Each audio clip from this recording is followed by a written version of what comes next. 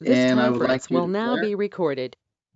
I would like to declare the City Council of the City of Escalo regular meeting of September 21st, 2020 open. And a few introductory remarks. I would like to make clear for the record that this meeting is being conducted by teleconference pursuant to the Brown Act waivers provided for under the Governor's executive order in response to the COVID-19 state of emergency. The agenda states how members of the public may observe and provide public comment. The agenda also states that the public may listen and provide comment telephonically by calling the number listed on the agenda. And at this time, would you mind please join me in, actually, I will please look at the dais. You'll see the American flag. Please put your hand over your heart and quietly recite the Pledge of Allegiance as I recite it orally. I pledge allegiance to the flag of the United States of America, and to the republic for which it stands, one nation, under God, indivisible, with liberty and justice for all. Roll call, please.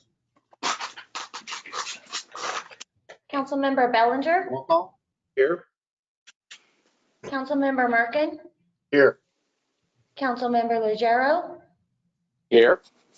Mayor Pro Tem Alves. Present. And Mayor Swift. Here.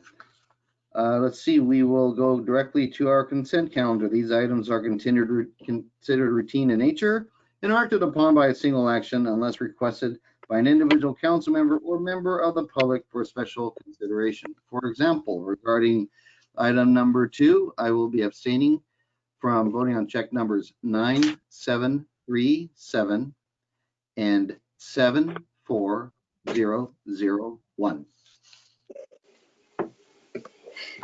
I would move on staff's recommendation. Second. Okay, it has been moved and seconded to pass the consent calendar in its entirety. I will proceed with going with a voice vote for each council member. Councilmember Bellinger, what say ye? Aye. Councilmember Legero. Aye. Councilmember Merkin. Aye. Mayor Pro Tem Alves. Aye. And I will say aye as well. Consent calendar passes 5-0. Staff communication. Mayor and Council, before you tonight, included in your agenda packet, are monthly reports, the Treasurer's Report, Police Department, Animal Control Report, Development Services, Building Department, Public Works, Water Department, and the Wastewater Treatment Plant. Those are all for August. Staff is available to answer any questions that you may have on those items. I have a question of Public Works. Okay. Did we ever get anybody out from Caltrans to look at Highway 120? And they said they'd filled in some holes out there. I went through today and I noticed they filled in 2 but left 3. So I've made another phone call to see if they can finish the job. But to be honest with you, we're going to be out patching the next few days. I think it's something we can just drive by and dump something in because it's just more of a hassle at this point. What about the areas on the curves where the material's starting to buckle already? Yeah, he hasn't gotten to me back on that one because he himself is not the guy that laid it down or the superintendent for the road. He's just kind of our local rep guy. So he's supposed to be getting back to me on that, Mr. Merkin, but I don't have an answer for you. Okay. While you're patching holes, if you go out on South Mchenry, just coming northbound, just before you get to Cloud, there's a couple of pretty good ones there. Yeah, definitely. That's kind of what brought our attention. We've got a few. We've got one on David and Coley as well. We've got a few. That's why I'm going to get out and knock them out tomorrow. So if any of you guys know any by tomorrow, feel free to text me and we'll make sure to take care of it. Thank you. Thank you. Justin, I've got a couple questions for you. The status on the Walnut Street repairs, what's the timeline for completion on that? Give or take, you know? Yeah, we're probably about, as far as completion with the roadway and everything, we're probably about another 3 weeks out. All the pipes been laid and they're in the process of a back T sample right now. So the pipe's full of water and chlorine. They'll be taking a sample tomorrow. And as long as that passes, they'll keep moving forward. Okay, and lastly, I've got one more. California Street at the railroad tracks near Mchenry. Okay. Since they've redone that, that's like a launching pad at 3 miles an hour to get you up and over that curb. I've had a lot of people talk to me about that. And is there anything we can do to flatten that out? It was smooth and easy to get onto, and now I'd be afraid if, gosh, anybody's in an ambulance or something going up over that thing, it bounces you pretty good, anything more than about 3 to 5 miles an hour. Sure, I'll take a look at it. I mean, I don't see why. I mean, it's just a matter of how far back we would go on the asphalt to transition it in, but there's definitely a way that we can do it. I'll take a look at it and see what we can do, because it's been brought to my attention. I've been over it a few times, and if you don't know it's there, it's definitely going to let you know it's there. That's for sure. It's going to stay pretty quick if you don't know it's there. Yeah. Is that something that Union Pacific should be rectifying? Well, I don't know if Union Pacific, they maybe. The reason why it's a new code for them to have it that high is why that just got redone. So the reason for it's a height, but that doesn't mean that we can't bring our road to a certain height to meet that as well, because they put those concrete pads underneath those tracks and they're a certain depth. And then they Okay. try to transition down from the concrete into our roadway, which I think is the issue of the big ramping. But I'll definitely look, I'll reach out to them and see if there's any kind of assistance they can help us, but I really think it'll probably be more on us. Okay.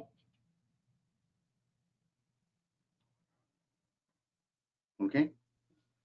Any other questions? Tammy, I think you had a couple of items. Yes, so actually I want to go to our next discussion. Well, I have one other item. John Ando asked for me to relay to the council that SJCOG is planning to eliminate the unmet transit need public hearing at the city sites. So SJCOG will only be holding public hearings, and the cities would promote the process at the San Joaquin County of Governments, the Council of Governments meetings. So I just wanted to make the council aware of that. If you have any questions or need any further information, I do have a staff report that was put together by the Council of Government staff that you could see if you would like. I could forward to you. Could you, Tammy, could you restate that again? I wasn't sure if I understood that correctly. What you just said. Typically, annually, we have an unmet transit need public hearing. And Right. each city in the county holds their own public hearing. This year, they are doing only one public hearing for the entire county, and they will be doing it through the Council of Governments, SJCOG, at their board meetings. And then Okay. each city will advertise the unmet transit meeting. Got it. And that's all the other staff items I have. I don't know if Dominique or Justin. Just a moment. What about number 7? Yeah, I'll go to that unless somebody else has anything else to cover. Okay. No? Okay. So Mayor, we can go Okay. to item number 7 now. Number 7. Yes. So Jilton Solid Waste has submitted a letter requesting to do an increase on the garbage service rates. Their current contract does not allow for any additional increases unless the council approves them. And they have taken what the CPI was for the last year and are requesting a 1.1% increase. It doesn't go above our current 2.5 maximum that was in the contract. But what staff would like to know, last time we went through the process of rates, it was done through the Prop 218 process, which there's still some uncertainty out there in regards to whether garbage rates need to go through the Prop 218. What staff is suggesting is that we do hold a public hearing and advertise the potential increase for the meeting of October 19th for Jilton's increase. I think that's reasonable. Okay. Anybody else have input on that? Or have objection to that? Are Okay, are they asking for a 1-year extension, or this is just an increase because it's the contract's an evergreen, isn't it? Yes. Correct. Yeah, the contract, it's not that the contract's ending, they're just asking for a one-time increase of 1.1%. Okay. And this is Mark Velasquez. Just keep in mind that is not full compliance with Prop 218. So it sounded almost like when she said we're going to do a hearing and advertise it, that was Prop 218. I just wanted to make sure that Sorry, that council understands it's not, that's not the 218 process. We're not agreeing to anything. We're just advertising and then we'll discuss it. Correct? Yes. Good enough. I mean, but their intention would be that you guys would approve it at that meeting. Say again, please. I didn't hear that. Their intention would be obviously that they would want to have the increase approved at the meeting. So there is the potential that if the council, agreed to it, then we would be adopting the 1.1% increase. Well, there's two things I'd like to see. Motion consensus. Go ahead, Robert. Yeah, Tammy or Ann or Mark, what do we need to do if we wanted to agree with that? What do we need? A motion, consensus? What's the process?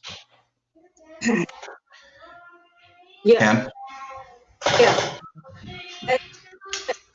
As Tammy said, there's not clearly a requirement 18 be followed. There's private waste are not required expressly by rate increases, and so suggesting at the public hearing. So anyway, if we don't follow Prop 2, and there's some risk you don't that someone could challenge it. Other cities have been challenged, but there are no court cases. So we just have the hearing. Then got the noise going on.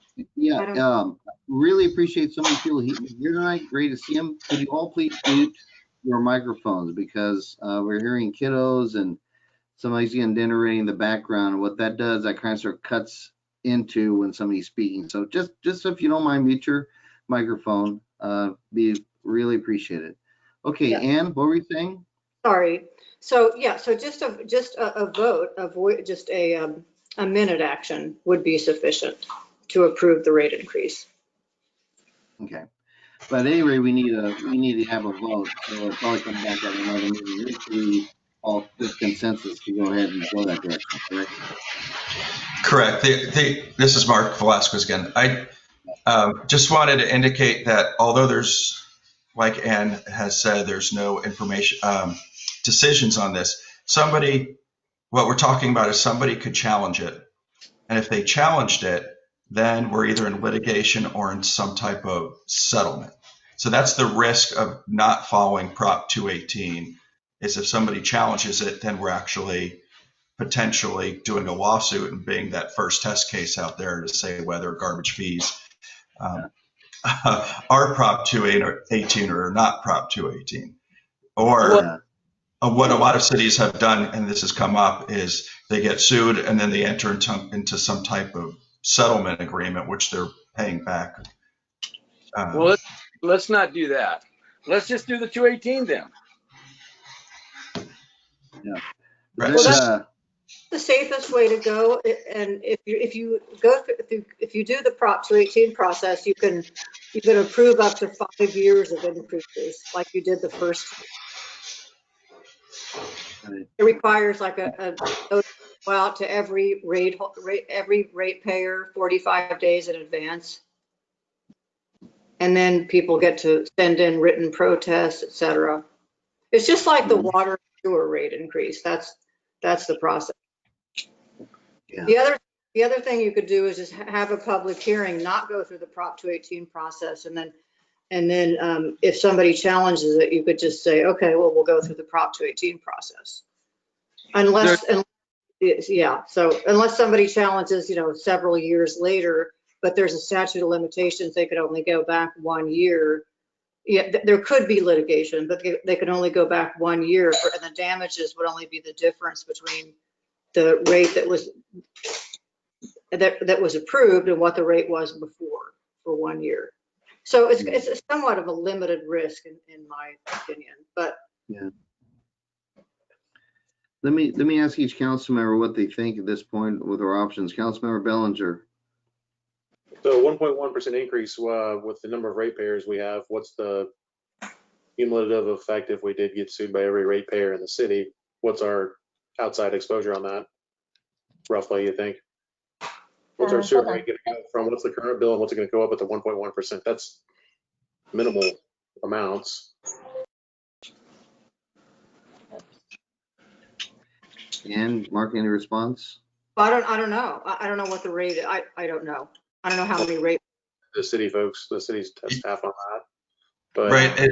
The letter from Gilton didn't say an amount they were seeking. They just said they needed that increase to, keep profitable and keep the services going. I'm not quite sure what that equals in terms of, is that 500,000, 200,000, $1 million? I don't know what that 1.2% equals, because that's what we would end up having to pay back if we were challenged or had some type of class settlement. That's a good question. We can ask staff to follow up with Gilton to see what that number actually is. There we go. I mean, based on what I see for current revenue in regards to bins, or not to bins, to the rolling carts, it would be about a $7,000 annual increase. Pretty minimal. All right, Councilmember Legero, what do you think?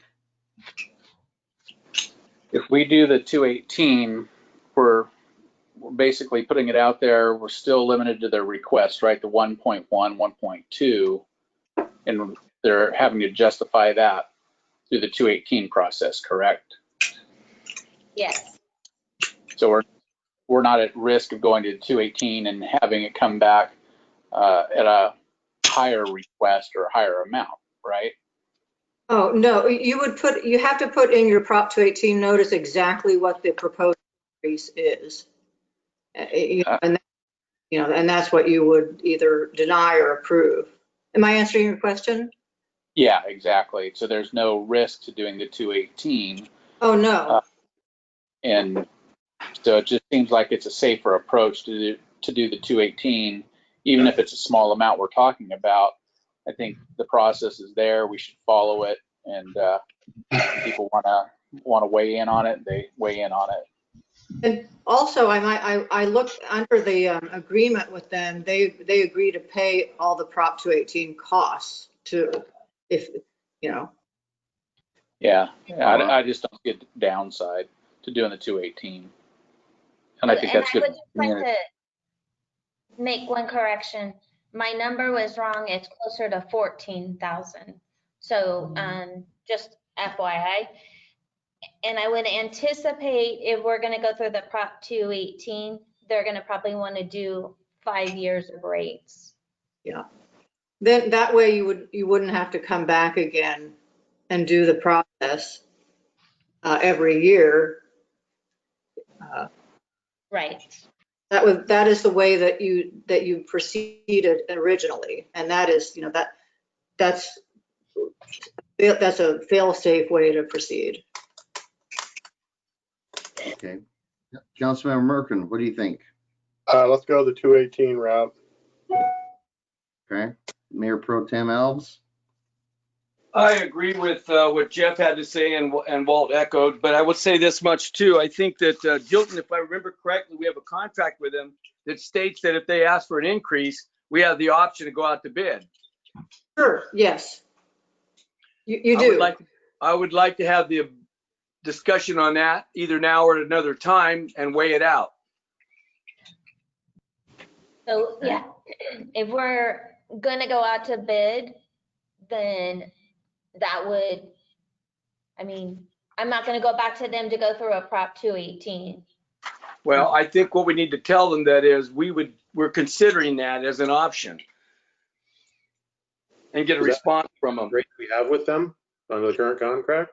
Yeah, the contract states that after a period of time, which has already gone by, if they request an increase beyond what we agreed to initially, we have the option to go out to bid. We didn't go out to bid initially, David, because for some reason we decided, I forget what the reasoning was, that we were going to stay with them and move forward with them. I personally opposed it at the time, and I opposed this at the time. I think it's time to go out to bid. So does that loosen their obligation to the current rate structure that they have with us is my question. No, it doesn't change anything unless they get up and walk out the door, which I don't think they're going to be We doing. can go back to the current status quo is what you're saying? I don't know I don't understand what you mean. What's the risk of putting it out to bid is my question. Do we lose our current contracted rates with them? that We have, currently- David, our contract is expiring. Our No, contract is coming to the end of it, and they're asking for an increase beyond that contract. And then during this process, we would be extending that contract for an additional 5 years, which is what we did before. And what I'm saying is, at the time they did the last time I wanted to go out to bid, and we didn't do it for some reason. I can't remember exactly why, but I was opposed to it then because we had done a little bit of a study, and what we found out through the study was they were making a profit, a sizable profit. And so we went ahead and stuck with them. And that's where we are today. And now they're asking for an additional increase, which I'm a little hesitant to do until I know more about what's going on. And I think by going out to bid, you can take a look at what's around you and see whether or not we've been maybe raised a little too high or too low. I don't know. And, you know, normally speaking, when you have a service like this, it's good to go out to bid. It keeps everybody up and up. I mean, it's just like anything we do in the city of Escalon. When we get road bids, we don't just hire one person. We get about 3 or 4 bids on it. So we have an idea what things cost. sure. And it's not that the contract ending, the contract continues, but they don't have any further increases without coming back to the council. Bingo. That's Yeah. That's right. So if we chose to go out to bid, I'm not sure if the contract has, like, we have to notify them in a certain period or how, we'll have to look into that. But basically we go out to bid and take bid and take those responses, which Jilton could come back with different rates than what we have now. They could be higher or they could be lower. That's the chance you take. Correct. But good competition generally brings lower rates, not higher rates. What's the consequence of just saying no to their rate request increase? That's a good point. Just tell them no. I don't think that there's any consequence to it. I don't know if there's a stipulation in the contract that they could say that they're going to terminate it. They have to give us a year, if I remember correctly. They have to give us 1 year. Sounds right. They have to give us 1 year. If we decide to kill the contract with them, they have 1 year. And that means that gives us enough time to go out to bid or to negotiate with them something more favorable in our favor rather than just rolling over. Okay, so we have different competing ideas here. And like I say, I mean, I was leaning toward the 218 process, but I don't know. Let's vet this first, because either way, I want to give the staff some direction to work on tonight. Okay, so 2 ideas: 218 process. It sounds like this 218 process or rebid. And I want to see where everybody's at on this to let them know what they want to do. Councilmember Bellinger, what are your thoughts? I agree with the 218 process. Okay, Councilmember Legero. I think given the circumstances right now with COVID and everything else going on, I think I'd prefer to do the 218 and then consider, we can go out to bid at any time on this contract. Well, if that's the case, then we can't give him a 5-year contract because he'll lock us into a 5-year contract, which will prohibit us from going out to bid. So if we're going to give an extension to him by way of 218, then we should stipulate that it's a 1-year extension, or whatever, or it entitles the ability to go out to bid at any point we choose. Because what you're doing otherwise, you're locking in for another 5 years.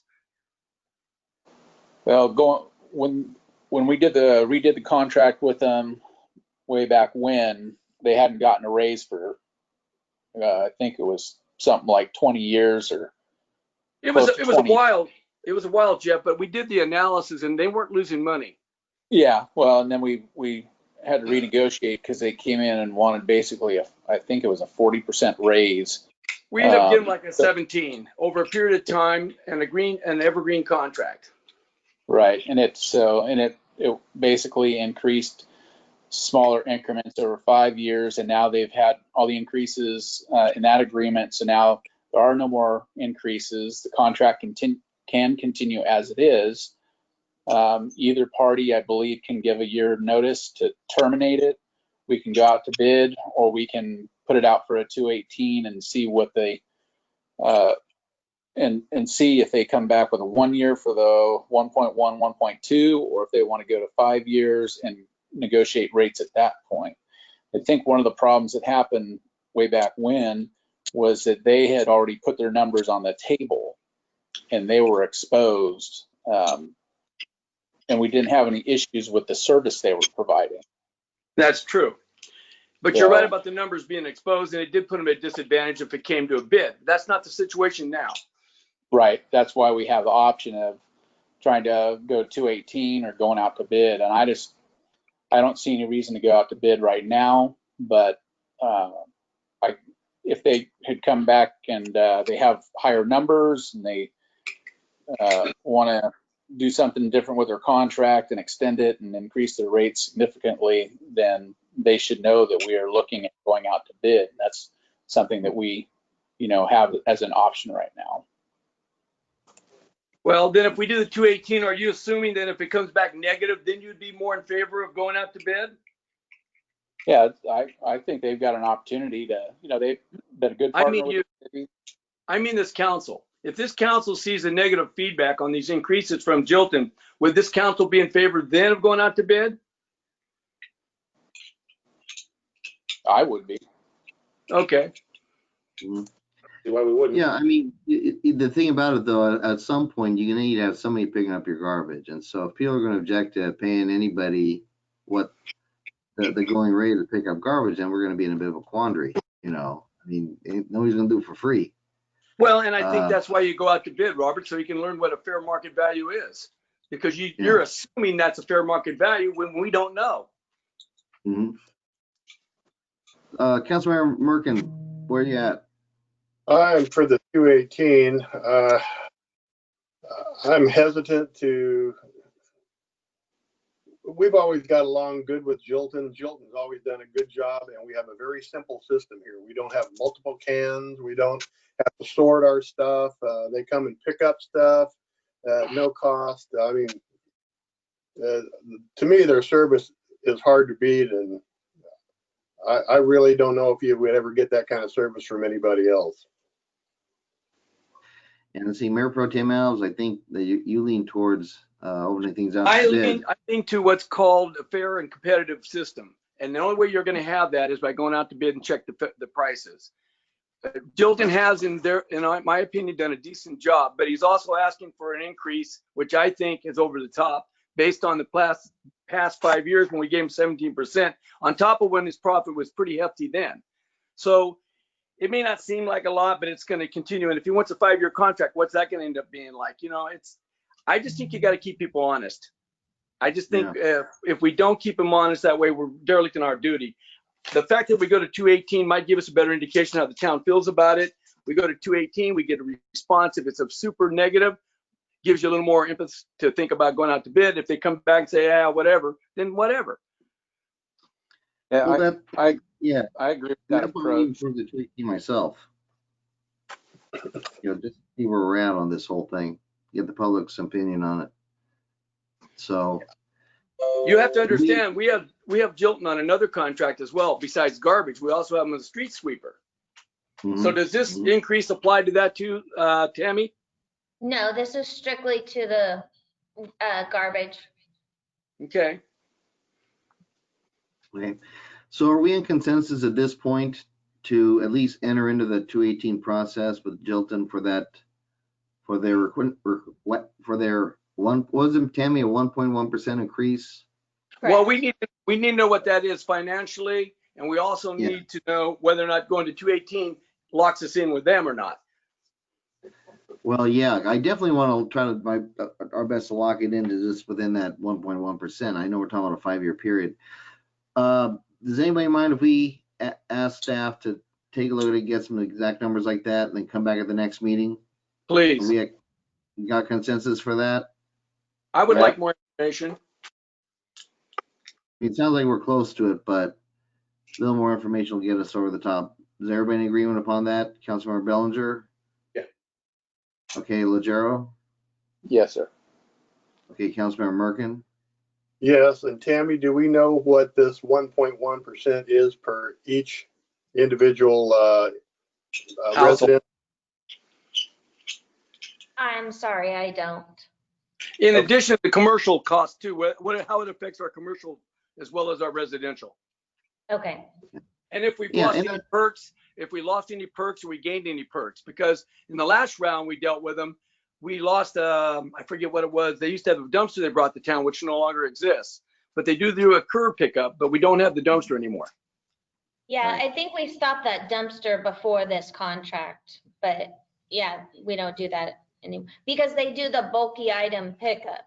So Correct. residents can do it at their convenience. Okay. So then Mayor Pro Tem Alves, I know that you're all for coming back with a little more information. I think what that Walt brought up was a good point. We need to know what it's going to do to the residential individually, and I want to know commercially what it's going to do, because the canneries deal with them too, I think. Don't they? Yes. Okay, so it's going to affect the commercial. So does the compactor, and so does Hogan and a few other people. So we need to know in terms of the commercial as well as that. And then also find out whether if we go to a 218, we have any commitment to Jilton financially because we're paying for the 218, or we get obligated to them. And if not, that's fine. If we are, then we need to rethink that too. So we okay on that? Works for me. I don't hear any big objections. Okay, and we'll discuss that at the next meeting then, as we get tightened up a little bit. Anything else, Tammy? No. Oh, all right. Okay, and we'll proceed to matters presented from the audience. At this time, the public may address the city council on any item not on the agenda that is within the authority of the council. Speaker is limited to a maximum of 5 minutes. Unused time may not be yielded to another speaker. Excellent. Anyway, this is your chance to speak, and I know there's a couple issues that we have a number of people that like to speak on tonight, and we typically do it 2 ways. There are people that have tuned into the go-to meeting, and then there are people who are on the phone. And Okay. Mayor, before we get to Yeah. that, I have email for public comment too. So Okay. I We want to will, fire off with that first? yes, I will introduce the first topic from the emails, which came in from Kelly Barone. And they would like to propose an addition or an amendment to the Escalo Municipal Code, Chapter 6.08, specifically in regards to 6.08.20. In the case of, so the example of the change is in the case of any animals that are not dogs or cats, there must be a proximity requirement of keeping their shelter area, holding pens, coops, or houses of such animals a minimum of 5 yards or 15 feet from any neighbor's windows or doors to prevent unwanted odors, noises, not become a public nuisance, and prevent a potential health hazard. Our neighbor is keeping chickens in a pen and a coop less than 5 feet away from our bedroom window. The noise and smell coming from this area is disrupting our sleep. Our freedom to open our window is compromised. because it has become a nuisance. And this issue presents itself to be a potential health hazard to us because there are now an excessive amount of flies in that area that can carry harmful bacteria from the chicken's feces. And I do believe that they are on the line also, but I read the email for the council. Okay, well, let's do this. Is Kelly, are you on the line? Yes, You're on the line. yes, this is Raul Barone. This is her son speaking on her behalf. She's also right here with me. All right. Go ahead, sorry. Yeah, go ahead, please. Yeah, just I mean, it was pretty much in the email, but pretty much we want to try and see if we can get in a change or an amendment to the municipal code as like specified to try and prevent, from these our neighbor has a chicken coop that's next to my mom's house, and it's very close. It's within 5 feet of their bedroom window. They have a lot of noise. Chickens wake up real early. We don't know if they have a rooster or what, but it's really loud. It smells, and there's like there's a good amount of flies. I went by there just today and I saw that it's, there's never been that many flies around their house. My parents keep it really clean. So they just wanted to see if there was a way that they can get some sort of a proximity requirement of where they keep these kind of animals, because they're not like dogs or cats. They're contained in one area, and their feces and things attract different types of pests and things of that nature. So maybe if they could put them, a little bit further away from anybody's, windows or, kind of doors or anything, that might help prevent like the noise and the, and the different types of nuisance that it kind of attracts. Okay. Has anybody had an opportunity to reach out to the neighbors regarding the situation? Yes, we have. We've spoken with the neighbors. See, there are new neighbors that just moved in, and there's only 5 feet between our homes here, and we both have about the same size lot. It's about 8,000, and the coop is actually attached to their home, and it's 5 feet from our windows. Yeah. So we asked them if they would consider moving, and they did not reply on that behalf. They did not, say anything. So we've, just are, complaining about it. So that's why I want to either have it amended, at least there should be a proximity, because I've been looking on the state of California. A lot of places have 10 feet, 15 feet, but why is it that they had to build it 5 feet from my window? And it has disturbed me. Yeah. To the best of your knowledge, is there any place else in the yard they can put that? Yes, we have, okay, I've measured my home, same size lots. They're about 8,000 square foot. There's at least a 37 foot from the end of the house to the fence. It's 70 wide. So our yards are 70 wide. And I know this because I sell homes and I measure homes all the time. So yeah, I really think that there's plenty of space that they could consider moving it or take into consideration. Okay. Yeah, and the reason I ask those questions because I just have a feeling, I'm picturing where that's at, and I have a feeling that if we redid the ordinance, that we might actually capture a lot of situations that might not be causing a problem into that net. And that's why my thought is there any way that staff, hey, I'll go out there and talk to them. Is there any place that we can put this other than right there? I think you're right. I mean, I think chickens, they'll get an odor a little quicker than dogs. Dogs do as well. I know a few yards where, oh boy, got to clean up after the dog a little bit, please. But I understand where you're coming from. So this is a request tonight. Can I get some early thoughts on the rest of council? Dave Bellinger. Mr. Mayor, may I just remind, this is Mark Velasquez, may I just remind the mayor that this is not on the agenda and it's just public comment period. Okay. So why don't we do this at this, I'm sorry? So why don't we do this at this point? If we can, staff, would you mind take a look and see if there's some resolution we can get before we proceed down the ordinance changing level. That's just my thoughts. What do you think, Tammy? How many chickens are on property in the code? I'm not aware of that. So does anybody know how many chickens are allowed on the property at any property? And I know, how many does the neighbor currently have? Do we know that number as well? This is Dominique, Development Services Manager. I have spoken to both Ms. Barone and the neighbor regarding the chicken coop. Our current municipal code requirement allows 6 small animals, which would include dogs and cats.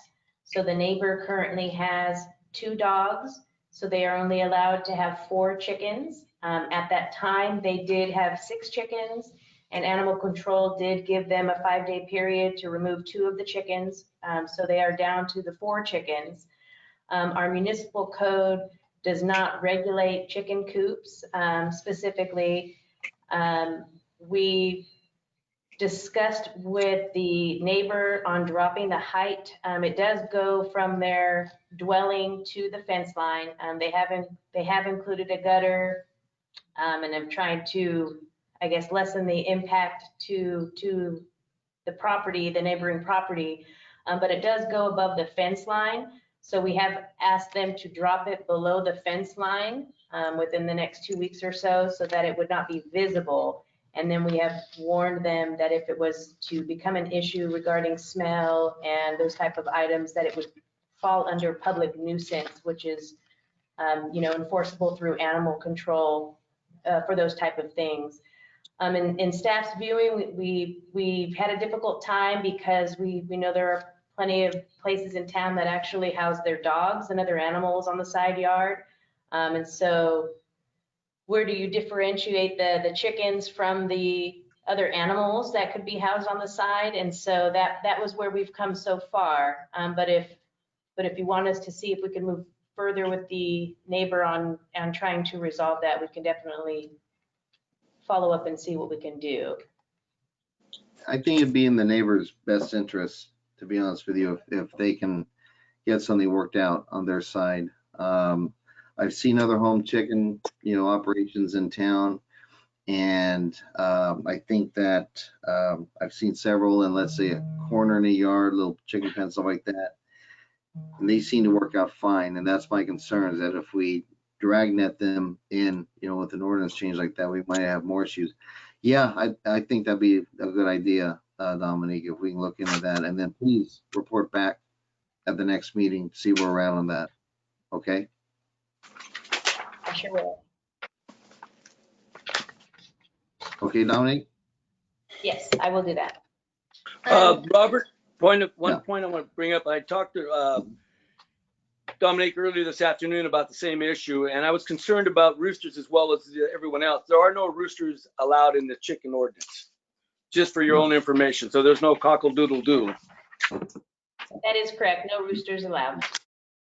Yeah. Okay. And Well, like I said, yeah. I believe that they have a response. Okay. Raul, if you Yes. wanted to go ahead and respond. Yes, this Please. is Raul, Kelly's son. So we appreciate you guys taking, the time to respond to the issue. We just wanted to know, I know you said that you would kind of table it until we could kind of get in contact with maybe maybe you guys, the staff can get, or Dominique or somebody from the city could get in contact with the neighbors. But we just kind of wanted to, kind of reiterate the fact that it has kind of become a nuisance, in the sense that in terms of smell, in terms of flies, and all of that is also covered in the, in terms of the ordinances that are already present.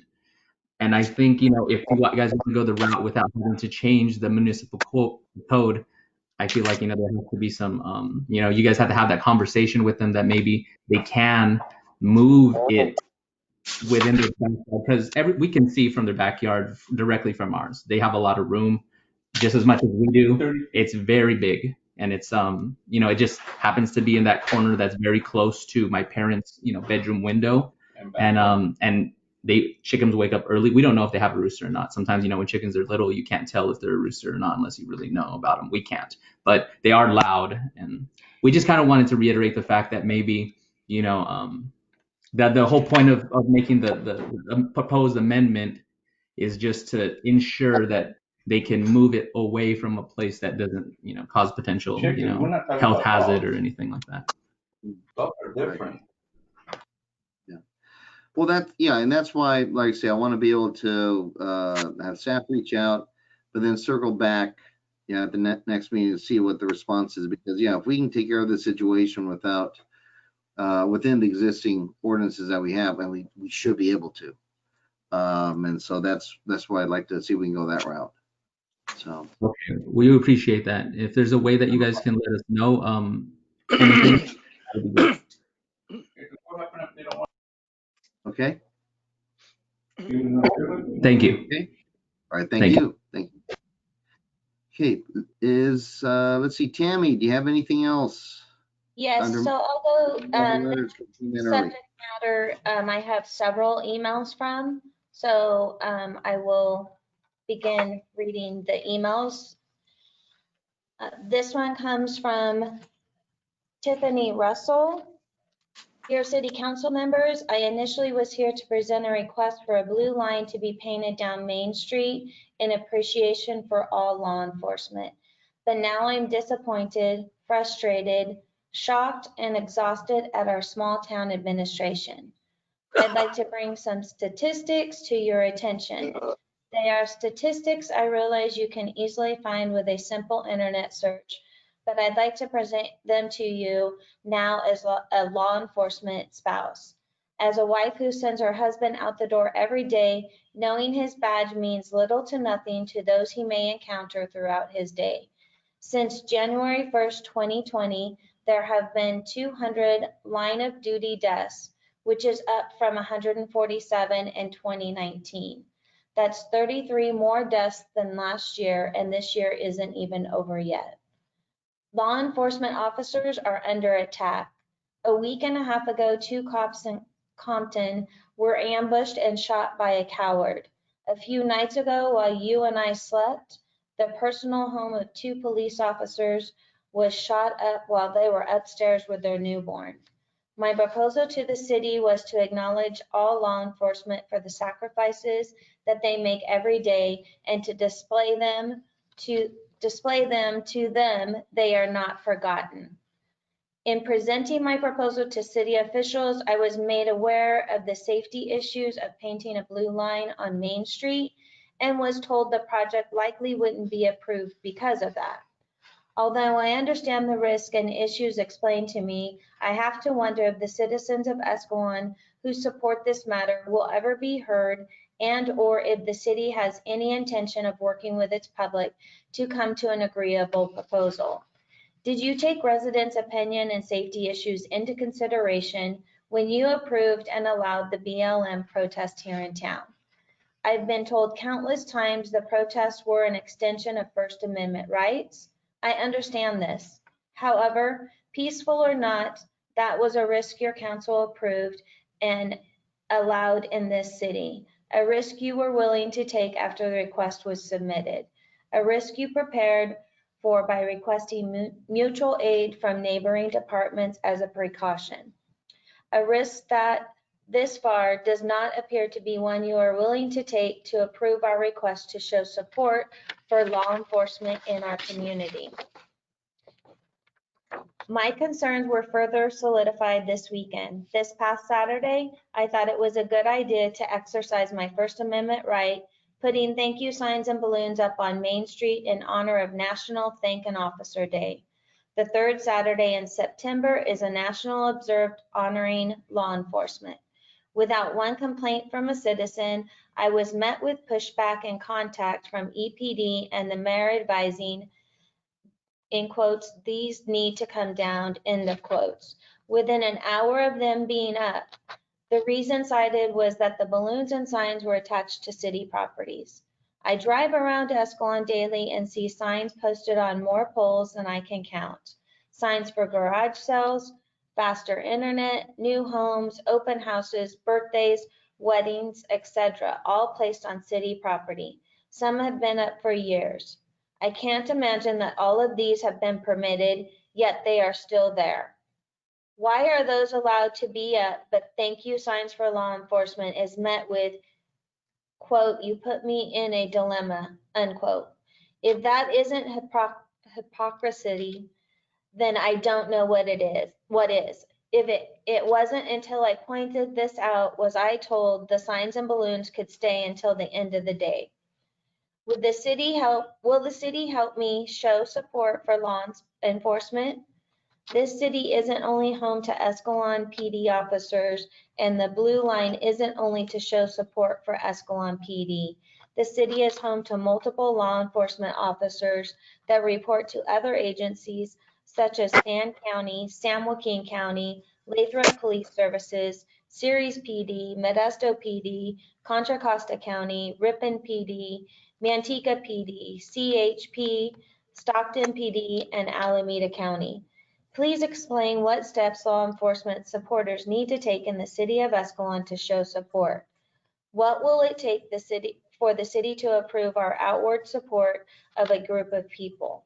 Will the city ever be willing to take the same risks they took when they approved the BLM protest? The media, Major League Sports, and celebrities have all turned their backs on the men and women who protect and serve our community and have refused to vocally support them. And now it feels like Escalon City Council is starting to do the same. Though these men and women will still show up for work and face what most of us try to avoid regardless of the hate they receive. The time to be silent has passed. Our law enforcement officers deserve to feel appreciated and supported. The public needs to know that we aren't scared to show support for men and women that support us.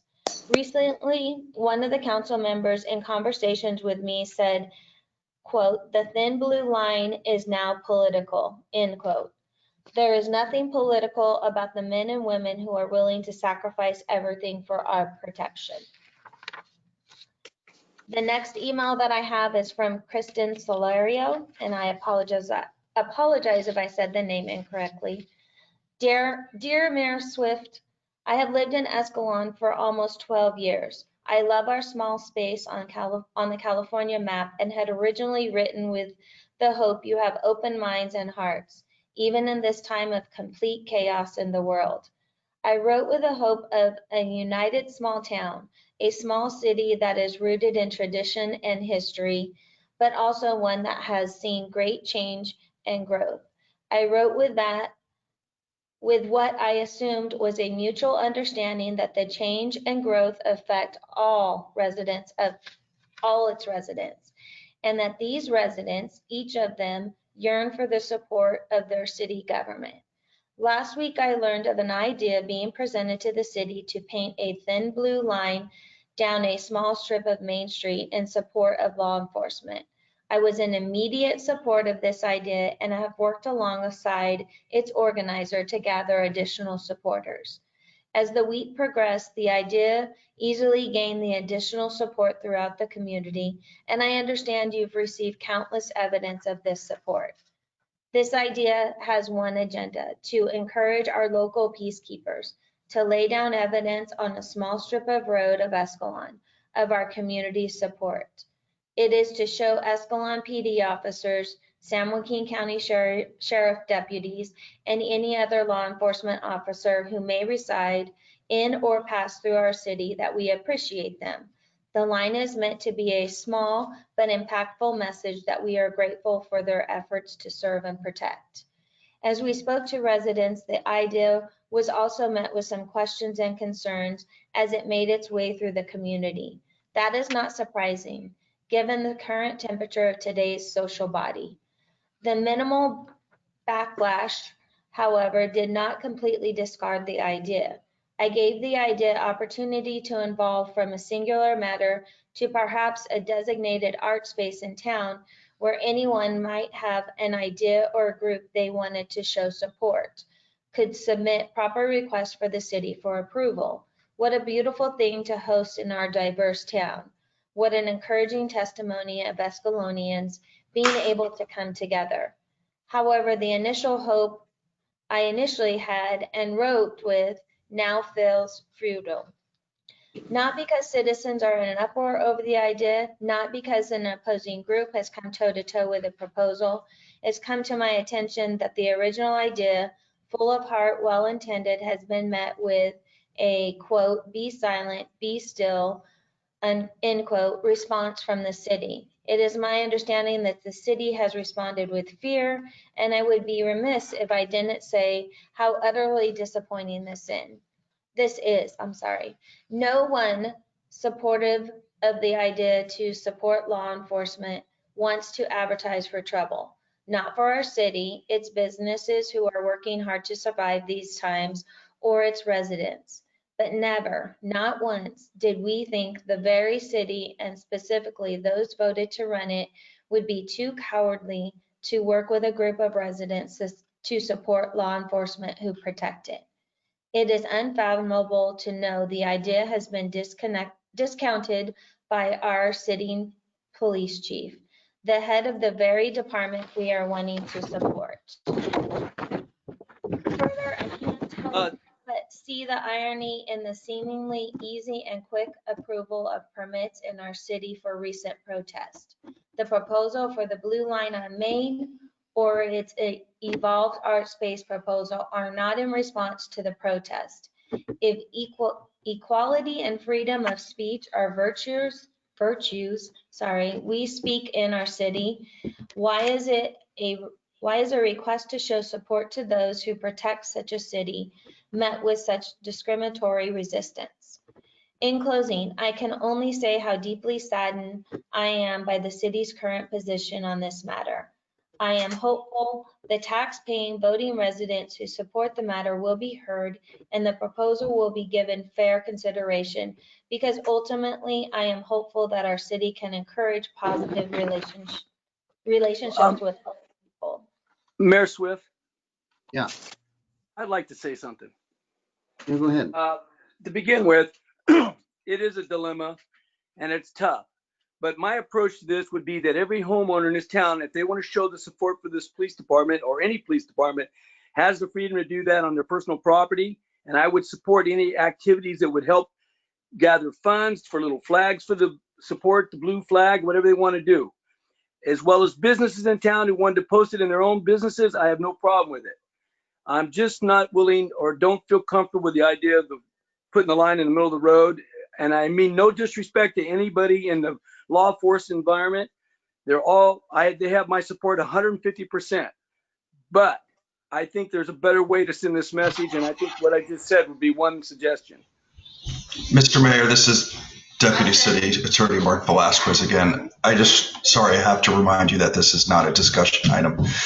And if the council wants to actually have discussions on it, that's great, but it needs to be agendized for the next meeting. Okay, no, that's fine. I Actually, have additional emails to read in. Okay, go ahead. This one comes from Megan Silva. Hi, Tammy and Robert. It was brought to my attention that there is a group of people trying to show their support and the community support for our local law enforcement. I wanted to share my personal thoughts with you on this topic. It seems we are living in a world full of so much hate, fear, and uncertainty. I think our town has done an excellent job sticking together and supporting each other, in parentheses, with some small exceptions, of course, and especially small local businesses. The idea to paint a thin blue line down the middle of Main Street feels like such a small concept that could have such a large positive impact on our community. The definition reads as follows. The thin blue line is a term that typically refers to the concept of the police as the line which keeps society from descending into violent chaos. The blue in the thin blue line refers to the blue color of the uniforms of many police departments. The thin blue line catchphrase was born in the 50s and really took off nationwide in the 70s. Today, with so much chaos going on, it seems to mean even more and to represent a safe community for all. I would personally love to see this happen and would be proud to have the thin blue line right in front of our Main Street businesses. I hope that your minds will stay as open as they have with other issues that have been brought to you this year. Thank you to our local law enforcement today, especially as I believe it's think of Police Officer Day. I thought the signs and balloons were very sweet sentiment when I drove through town this morning. Beautifully done. Our next public comment comes from Cheyenne Cantel. City Council, I'm writing this letter to express my support for the City of Escalon to paint a blue line down Main Street in support of law enforcement. As we are all aware, this is a time where our society is in turmoil. The media, Major League Sports, and celebrities have all turned their backs on the men and women who protect and serve our communities. This has been a political stunt because of the upcoming election. It is time for the silent majority to start becoming loud. For far too long, we have been overwhelmed with story after story portraying law enforcement in a negative light. The facts of these encounters have been manipulated to fit the narrative of a small group, when in reality, the narrative that law enforcement is killing unarmed Black people is not true. Our city has allowed Black Lives Matter to assemble and march recently, ignoring social distancing guidelines as part of their narrative. I ask you, who did the city contact to ensure the safety of businesses, residents, and the people marching to protect police brutality? The police. Our police officers are asked to not only listen to the negativity from the media, but to also ensure the safety of those marching and speaking of them negatively. It is time the city of Escalon stepped up and recognized the law enforcement officers who live and work in this city, for this city. It is time the silence stops and the facts are portrayed. Our law enforcement officers are good people. They sacrifice birthdays, holidays, anniversaries, and other family events to serve this community, all without asking for anything in return.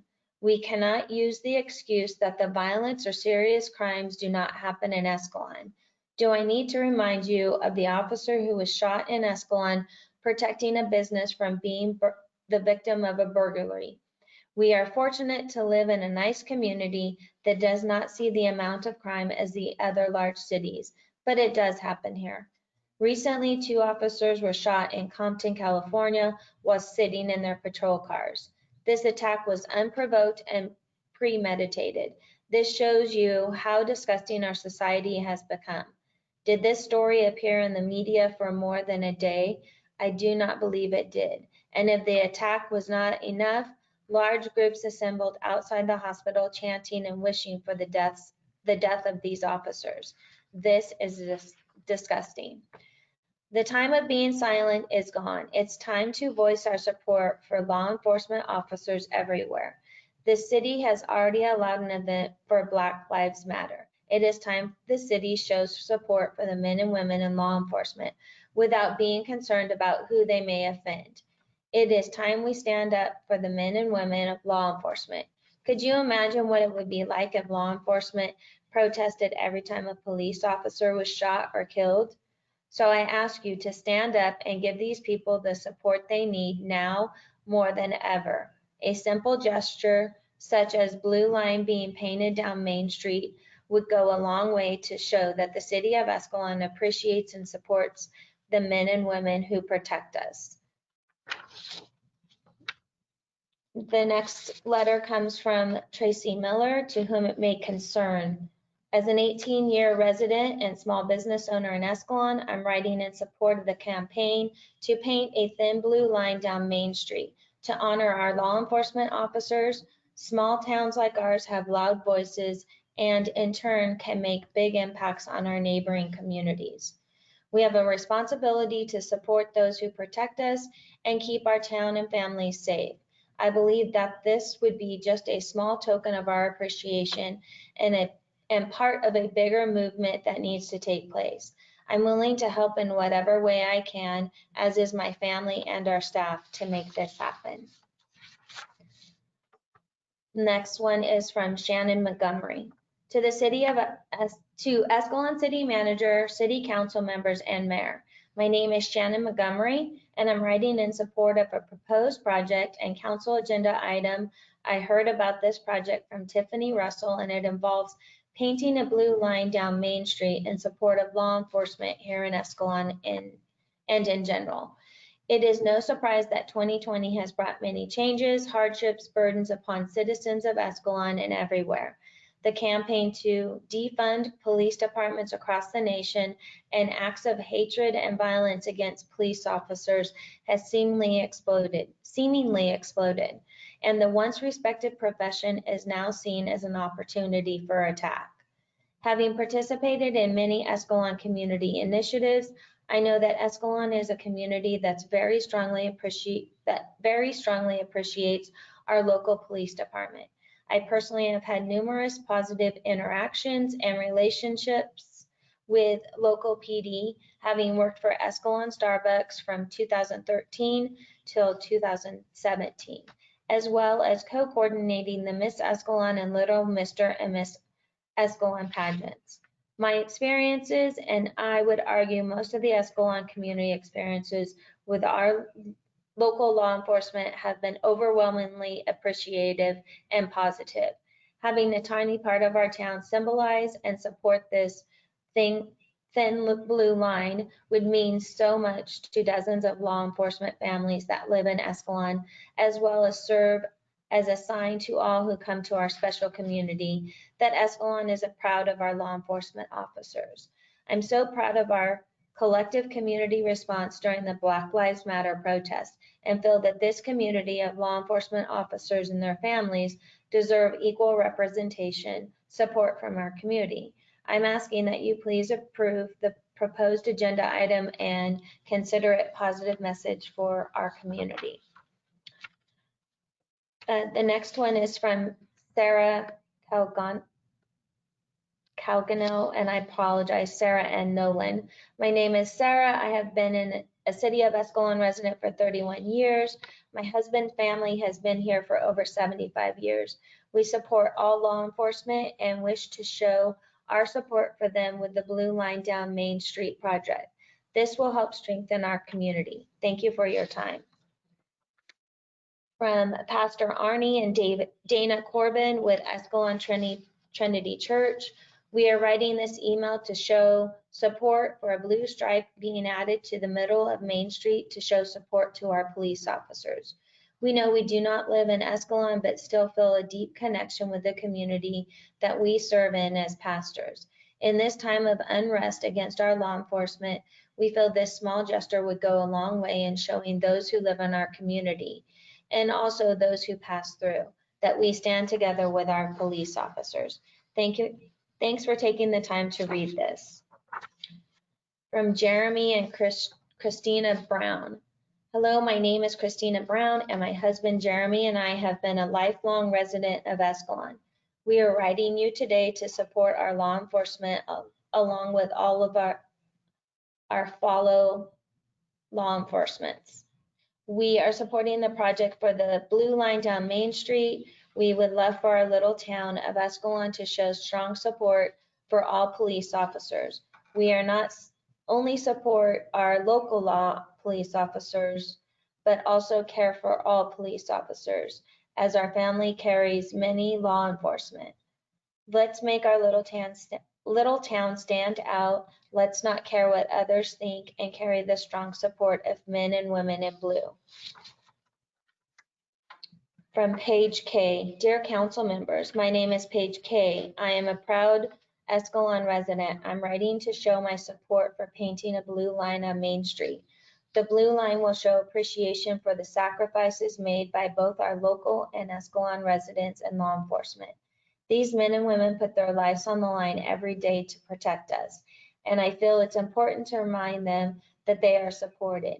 A blue line down Main Street would do exactly that. It was stated to me on Saturday morning here on Main Street how safe our town is as an excuse for the ladies to not set up signs to show support on Thank a Law Enforcement Officer Day. I'd like to remind you that this town remains so safe for two reasons: the very officers that they were trying to thank and the people who live here who remain vigilant, who uphold morals and come together. I am disappointed to hear and see the pushback given that day to those trying to support not only our very own police department, but the members of our great town who are also law enforcement.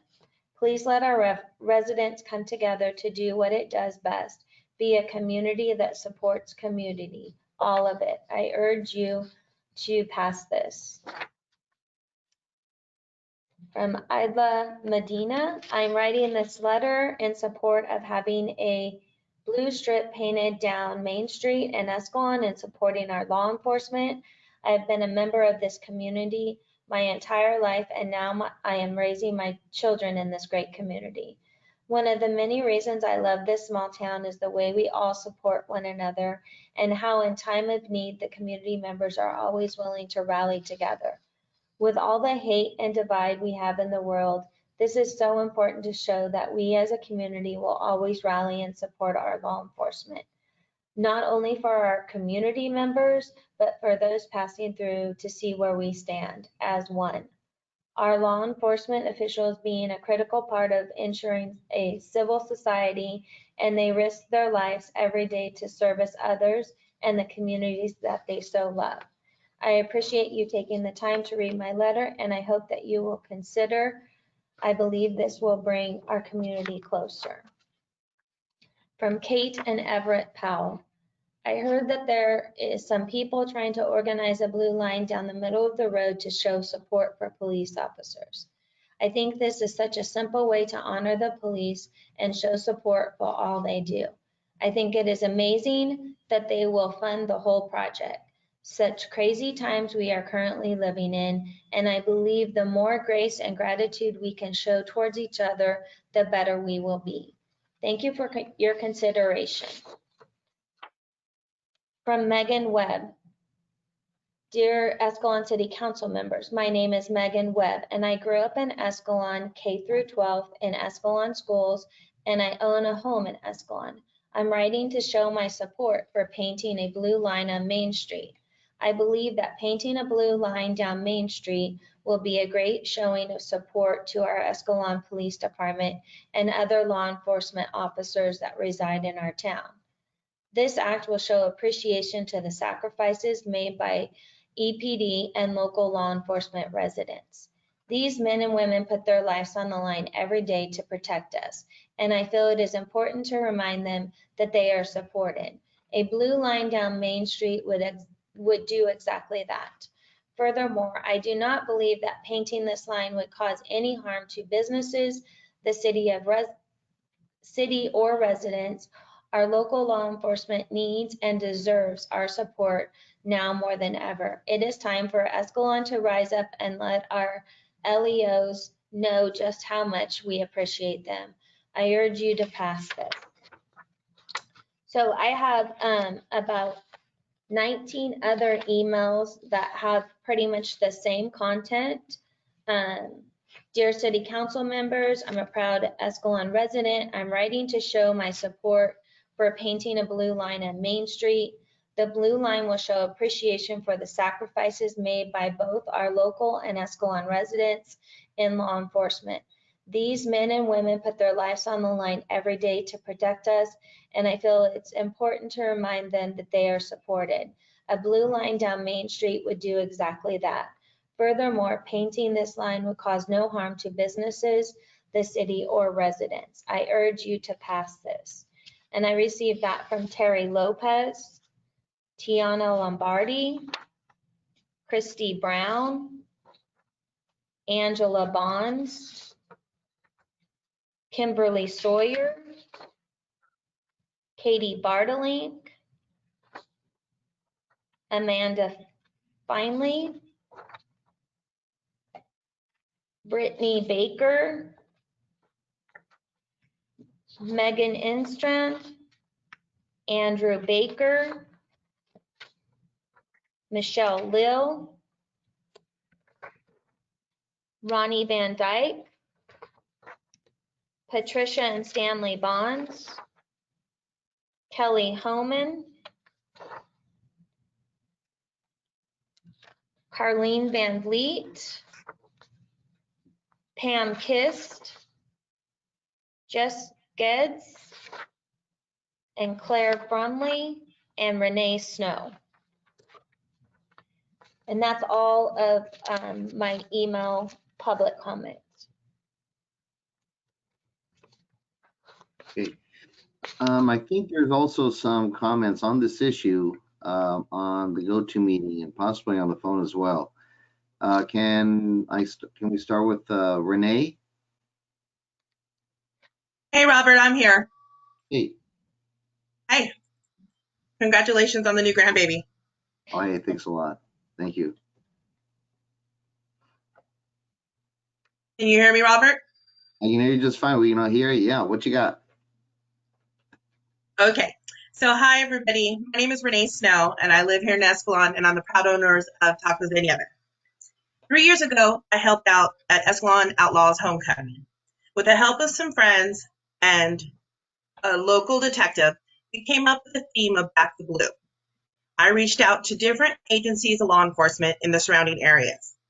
We had some officers come from Stanislaus Sheriff's Department, Escalon Police Department, Modesto Police Department, and San Joaquin Sheriff's Department. They showed up on their own time with their patrol cars, their canine dogs, and provided the football crowd an experience of driving around the track with their lights on and sirens. Kids were able to climb around in the patrol cars and see the canine dogs. With the help of a local sheriff canine deputy, he orchestrated a surprise for the crowd with a helicopter flyby from their department during varsity halftime. We also raised money from the sales of a t-shirt to support a fallen police officer. 3 years later, and people still talk about this homecoming. I met new friends who heard about the theme and reached out in support of it. Every year, memories from this theme pop up on my social media. Today, 3 years later, it made me think, if we wanted to hold this homecoming today, would people support it? After thinking about it, I think that they would. Escalon is home to many first responders and law enforcement. It is what helped us make our decision to move here in 2007 after years of living in Modesto and my husband working for the Department of Corrections. We wanted to live in a community where we personally knew our neighbors,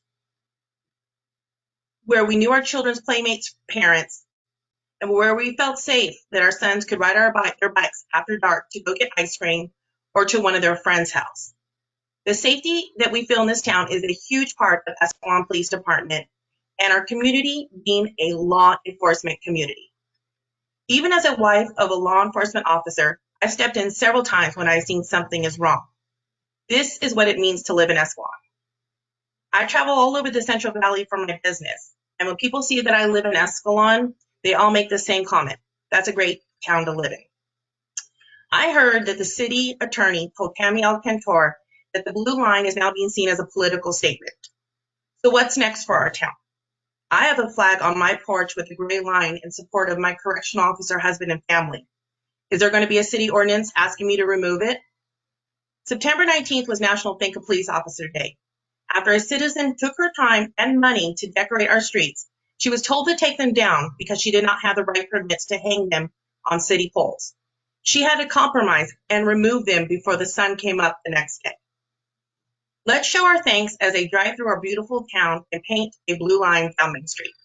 Thank you, guys. Renee, thank you very much. Appreciate that.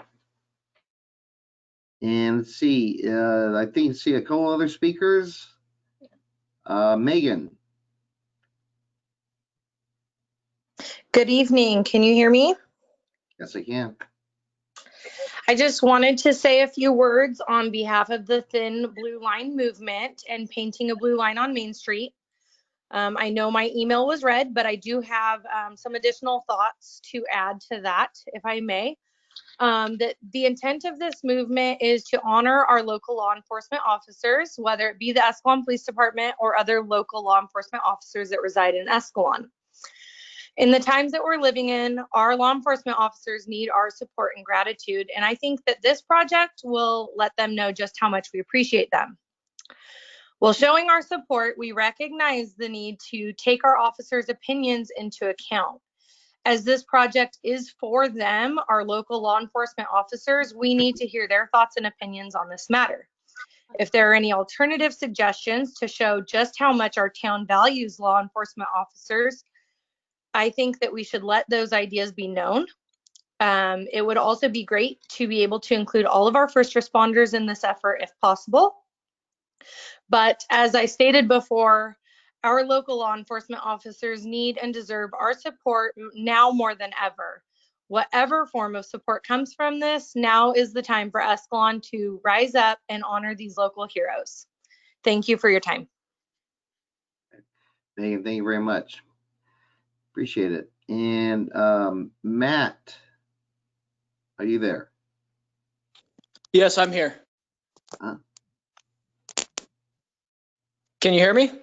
Oh yeah, we can hear you. Go ahead. Go ahead. Okay, great. I just wanted to express my displeasure with this city council, and especially you, Robert, as the mayor. You had 3 or 4 women who took it upon themselves to make a statement and make a gesture in this city over the weekend, and they were condemned not only by the police department, but you yourself, Robert. So I feel that that was a coward move, and you should be disgusted with yourself for condemning 3 women for standing up and doing what was right. Okay. All right, Matt, appreciate it. Thank you very much. I don't know if I want to comment on that. I don't know if I would say condemn would be, well, I wouldn't say condemn would be the word. I don't know. Matt, if you get a chance, I'd love to talk to you later on. Okay, really, because it sounds like I mean, this I can narrative. expand if you'd like. Yeah. I believe condemn is the correct word. When you had 2 women who were met with a uniformed police officer saying that he was instructed by the chief to tell them to remove their signs and balloons that were placed on Main Street. So I believe condemn is the correct word. And I think the city council should be disgusted with themselves. Okay. All right, Matt. All right. Thank you very much. Appreciate it. Claire. Hi, Robert and members of the council. I would like to go ahead and just read my email as it wasn't read, and then just a couple comments based on our conversation earlier, if that's all right. Sure. Okay, so Escalon has always been known for its small town pride, and this should extend to the pride the residents have for law enforcement. The proposed project of painting a thin blue line down Main Street is a visible way to let local Leos know they are respected, they matter, and their work is meaningful. I have personal relationships and friendships with many local Leos, and the amount that actually live in Escalon is a significant number. From the San Joaquin County Sheriff to the Chief of Police, including the Chief of Lathrop and Captain at the Sheriff's Office, to Escalon PD, Manteca PD, Modesto PD, Stockton PD, Stanislaus SO, San Joaquin SO, to correctional officers, to CHP, among other cities and counties. They all reside in Escalon. With the climate of the nation as it currently stands, law enforcement needs us to stand with them. I know that this thin blue line would show them the support they are so desperately in need of. And I think on top of that, something that, again, based on our conversation earlier, is Escalon needs to show support, whether it be in the form of this thin blue line down Main Street, maybe potentially flags for supporting all first responders down Main Street, working with the local Legion, something to that effect. I think that there's a compromise that can come up, because as much as we want to support, again, something that was brought up earlier is we need to make sure that the local law enforcement officers that this affects, that they're on board with it. Keeping in mind that should this spark any type of controversy, they would be, again, the first responders. They are the first ones that will be there on the line. So I think that we need to show support, and in whatever form that takes, as long as it takes form, I think that we need to make sure that, again, those local Leos are on board with it and they support it, because without their support, then it doesn't make complete sense to do one project when they might prefer another. Again, they need to see that support in whatever form it might take. So thank you for your time, and council, again, please just, when you're thinking about this in the future, if it does come up on another agenda, just consider any type of support, even if it does end up being another project at the end of the day. All right, Claire, I appreciate that very much. Thank you. Tiffany, you have the table. Guys. Okay, so my name is Tiffany, and I'm a City of Escalon resident, police wife, and one of the organizers of this proposed thin blue line on Main. The entire idea of this proposal was to show support for law enforcement, but it was never a closed-minded proposal.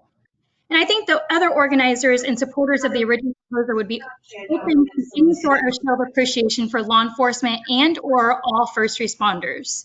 I'd also like to thank the many community members who didn't hesitate to show support for this, whether an email was actually sent in or messages were privately sent saying that they wish that this would happen. I also am not sure if every email was read, aside from the form emails that were kind of sent, the mock-up emails. I think there may have been a couple, maybe Tammy can elaborate if there was other ones or not. But I just want to reiterate, the intention behind this was pure. It was for good cause. I have been met with a lot of pushback, like it or not, and it's been extremely frustrating. But if there's one thing I do, it's I support law enforcement. Whether I'm going to have the city's back or not, I'm not going to stop supporting law enforcement. I don't think, a lot of people understand the fear and the hate that is spewed at my husband because of the job that he does. And to see a city come behind and show support, just like they supported the Black Lives Matter movement, would actually be, it would be remarkable. It would be remarkable to have a city that has done both, had a Black Lives Matter protest and shown support for police. But, I've been getting a lot of pushback, and I'll tell you, I'm frustrated and I'm tired. Thank you. All right, Tiffany, appreciate it very much. Thank you. Who else would like to speak on this topic? I think Raul wanted to speak. Okay. Raul? Hi, this is Raul again. I was just kind of listening. I've never listened to your guys' city council meeting before, and it was just interesting, the issue that came up about the blue Lives Matter, or the thin blue line kind of display that is proposed by some citizens. And and just to say, it's like I'm not opposed to people showing, and kind of to like reiterate what Ed Alves had said. It's like for people to individually display, their pride and their gratitude towards law enforcement. Growing up here in Escalon, I had about 2 or 3 police officers live in my neighborhood, and we were always, proud and good. It's a good thing to have police officers around, and we always showed, gratitude toward them. But I do think that it's another thing to kind of, it might even be an overstep for the city council, or for the, kind of just listening to one side of an issue, to kind of put a big display like on Main Street, a thin blue line, in such a controversial times that are going on, without having kind of a bigger assembly. You're going to be a liberal. Without having like a bigger assembly of people within the citizenry of Escalon. So I think until then, we should really wait until we can hear from more people, because it seems like we're only hearing from one side. So that's kind of what I just had to say about it. Okay. All right, Raul, appreciate it. Thank you very much. Mark, you're going to need to tell me how far we can go on this topic and how far we can't, and Ann, you the same way, okay? Just because I think there is a lot that we can discuss, and I think there's a lot of passion on this topic, and I think that there's going to be some conclusions that we'll be able to live and work with together, and we got to start working on that process. We will. So, first of all, is there anybody else who'd like to speak on this topic tonight? Okay. Is there anybody else who'd like to speak under anything under matters presented from the audience? Mayor, this is Tammy. I would just like to clarify that as far as I'm aware, I read all emails that were sent in. Okay. All right, sounds good. Now, I know that, is Chief Lackey available? Yeah, Robert, I'm here. Okay. So, essentially the situation is that, and the reason, I mean, I think when Tiffany started talking to me about this on Thursday, all for this, I thought it was a great idea, And the only reason I became hesitant was because I began to listen to some of the concerns from our own local police department. And they made an awful lot of sense, about how do you do something like this in this current environment, which we shouldn't even be worried about. I mean, there should be no issue about supporting the thin black line. I don't think there's a person in this room that has an issue with that and that does not want to do everything they possibly can to support that thin blue line. I think that the things that we have to be concerned about as a council and slightly different than what the public does. Having said that, I still think we can find some conclusion where we can all agree with. Blackie, you made some very good points and very good concerns about this project. And frankly, this was the sole item that made me hesitant on it as well. Because again, above and for all, if we're going to back law enforcement, I need to start by backing my own police department. Sergeant Lackey, Police Chief Lackey, would you mind expressing some of your thoughts on this, if you don't mind? I hate to interrupt because I'd like to point out that when this got presented to me, what's that? So you had asked me and the city attorney to keep you in the lane in regards to this topic. Unfortunately, it seems like the public thought this was an agenda item for tonight, which it's not. It's not on the agenda tonight. And as I indicated earlier, the proper place to have a discussion, which there seems to want to be a very robust discussion, is properly agendized. So there can be that discussion from the police chief, from the council members, from all members of the public. So, my role, and you reminded me of it, was to keep us within the law regarding the Brown Act. And it's not an agendized item. So my suggestion is you accepted all the public comments on this, and then if the council would like to actually agendize it for the future so everybody can actually have their discussions and say we could hear from the chief and everybody else, I think that's the proper way to handle it. Okay. Council members. Robert, I got a question for Mark real quick. Mark, would it be appropriate to put out a Facebook statement with this response, or do you want to agendize it and come back to it? Chief, why don't you and I talk after the council meeting about the different ways that you can reach out to the community, and we can let the council decide whether they want it as an agenda to be discussed before the council. Okay. Great. Okay. So I'm looking for a consensus, right, Mark, at this point in time? A consensus to add it to the agenda? Yes. I would prefer that it goes, I would suggest that it go, you have received it, all the comments, and it go the normal way of how a council member may put something on the item. Because if you have some kind of consensus now, it almost seems like we're taking action on an item that's not on the agenda. And again, that's what I trying to avoid. Okay, fair enough. Well, I mean, if for nothing else, I'd like to see it on the next agenda then. I could probably tell Tammy tomorrow as well, but I'd like to see it on the next agenda. I think there's an issue that people are passionate about, and I think there's a lot of middle ground about. And so I think let's do something. We got to do something for law enforcement, and we need to do it in such a way so that it's properly vetted. So, but I think that's going to happen. Are there any other items under matters to present from the audience? Okay. Melissa Fairchild, did I get you yet? Hi, no, you did not. This is Melissa. Can you hear me? Gotcha. Yep. Hi. I just wanted to show my support for the thin blue line downtown, or if we could have the blue line flag, some type of support, especially seeing that we had the Black Lives Matter movements. And I don't believe Tammy received my email, but I just wanted to put that out there. My husband and I have been living here, and it's been a breath of fresh air knowing that we don't have to hide what he does. He is a police officer at Mountain View. He used to work at Ceres PD. And yeah, since moving here about 6 years ago, it's been a breath of fresh air knowing that we've had that support. And it's been quite a shock hearing what happened these last few days.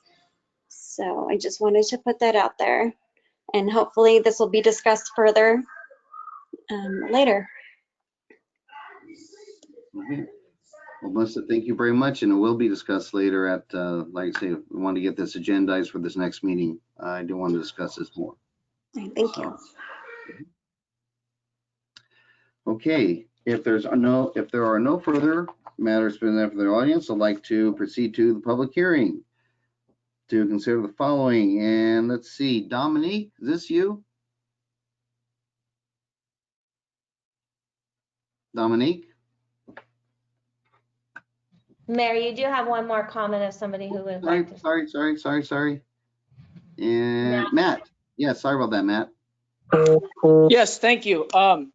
What is the proper channel for getting something on an agenda? Because as I'm aware with this situation, this was sent to the city council, the city manager more than 7 days ago. You've had overwhelming support.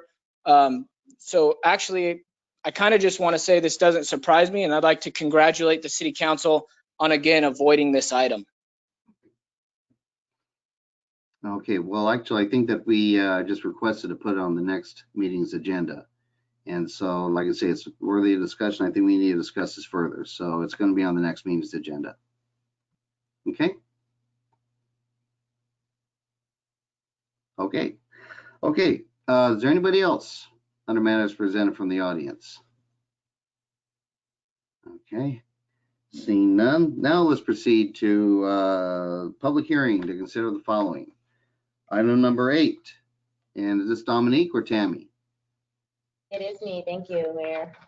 So the item before you is to review the Planning Commission's recommendation to the City Council to adopt ordinance amending Chapter 17.41030 fences, hedges, and walls, Chapter 17.41195 temporary structures other than construction buildings, and Chapter 17.81210 T definitions, and then conduct the public hearing.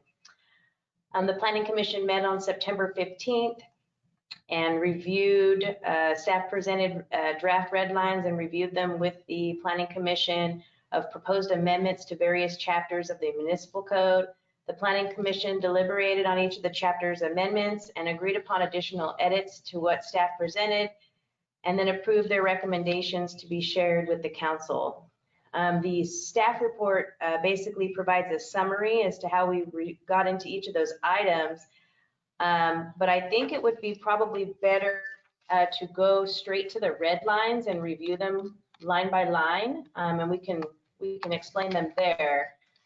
If you move to page 98 of 121, that's where the red lines begin. And so for letters A and B and the deleting of letter C or deletion of letter C, those are recommendations from the Planning Commission to assist in providing a clearer understanding of these sections of the chapter. Essentially, item C was removed because they took that language from item C and wanted it specifically added into letter A as well as letter B. Therefore, having us delete letter C is no longer needed because it was specified in A and B. And so that language, as you see, is within required yard areas other than identified above. Walls, fences, and hedges shall not exceed a maximum height of 8 feet, and fences over a height of 7 feet require a building permit. The fences over a height of 7 feet used to be 6 feet, and with the 2016 California Building Code adoption, the building code moved it up to 7 feet. And so staff is matching the building code and bringing that up to 7 feet as well to be consistent with the building code. So anything over a height of 7 feet would require the building permit. So then A, B, and C are addressed. And so in letter D, we did some cleanup items. We were having, I wouldn't say a lot of issues, but issues where numbers were written out in word form in some places and then in number form in others. And so when you're trying to go through the municipal code or type things in, what we did was just update the code throughout to show both the word form as well as the number form. That way nobody gets lost looking for those type of items.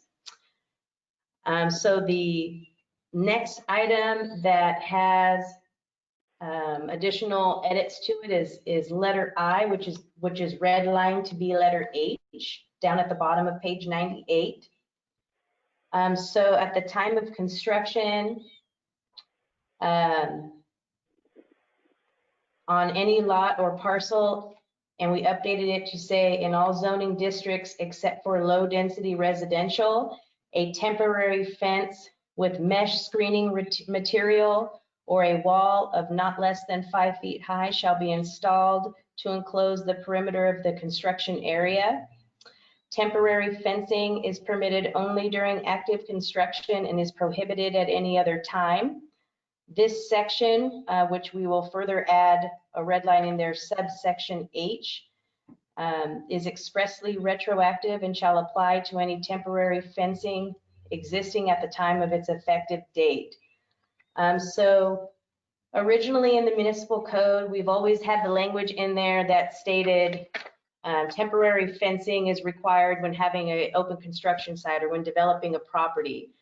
Although our municipal code did not specifically state, therefore, it's not allowed in any other case, that is the way that staff has taken that language in the many past years, that the only areas in town that should have temporary fencing on them would be areas that are under development. You know, an example being Lear Village, they have the temporary fencing because it's a construction site. We want to keep people off of it and let people know that it's being worked on. And so we fence it off from any access. And so we wanted to make that clear in our municipal code, that is how staff has been responding to temporary fencing, and that although the city does not require you to put up a fence on your property, no one is required to have fencing. But if you're going to add fencing to your property, it has to be permanent. The only exception for temporary fencing being during a active construction project. And then we did want to state in there that this would be this subsection H would be retroactive and would apply to any temporary fencing existing at the time of effective date. And the temporary fencing, we wanted that to be clear in the code. So in moving into the next item, which is letter L, red line letter L, we just updated some numbers there. Letter J, also red line, updated some numbers there. The other big item regarding this one was red line letter K. Another item that's come up is obviously types of materials have changed in so many years of what people are using as fencing material now. So we discussed this with the Planning Commission, and they agreed to that if we're going to have corrugated metal fences, originally the corrugated metal was listed as a material of poor quality or unattractive appearance. They went ahead and approved recommending to move it into the column that discusses appropriate and durable materials such as wood, wrought iron, tubular steel, concrete, brick, stone, corrugated metals, but they wanted the corrugated metals inside a metal or wood framing or similar materials as determined by the city planner. The city planner's decision may be appealed to Planning Commission. They wanted to provide that determination or that authority in-house to be able to decipher what materials would be acceptable if it wasn't an item listed specifically listed in the code. But they also wanted to let people know that are proposing a fence that if they don't agree with the planner's decision, that they could appeal it and go to Planning Commission to get their material reviewed and approved. And so we did remove out the language or unattractive appearance because there's a different, yeah, it's too vague. But we did say materials of poor quality such as unfinished plywood, fiberglass, and we added unframed corrugated metals and bare metal wire, whether barbed, razor, or smooth, shall be prohibited, which is existing language except for that unframed corrugated metals.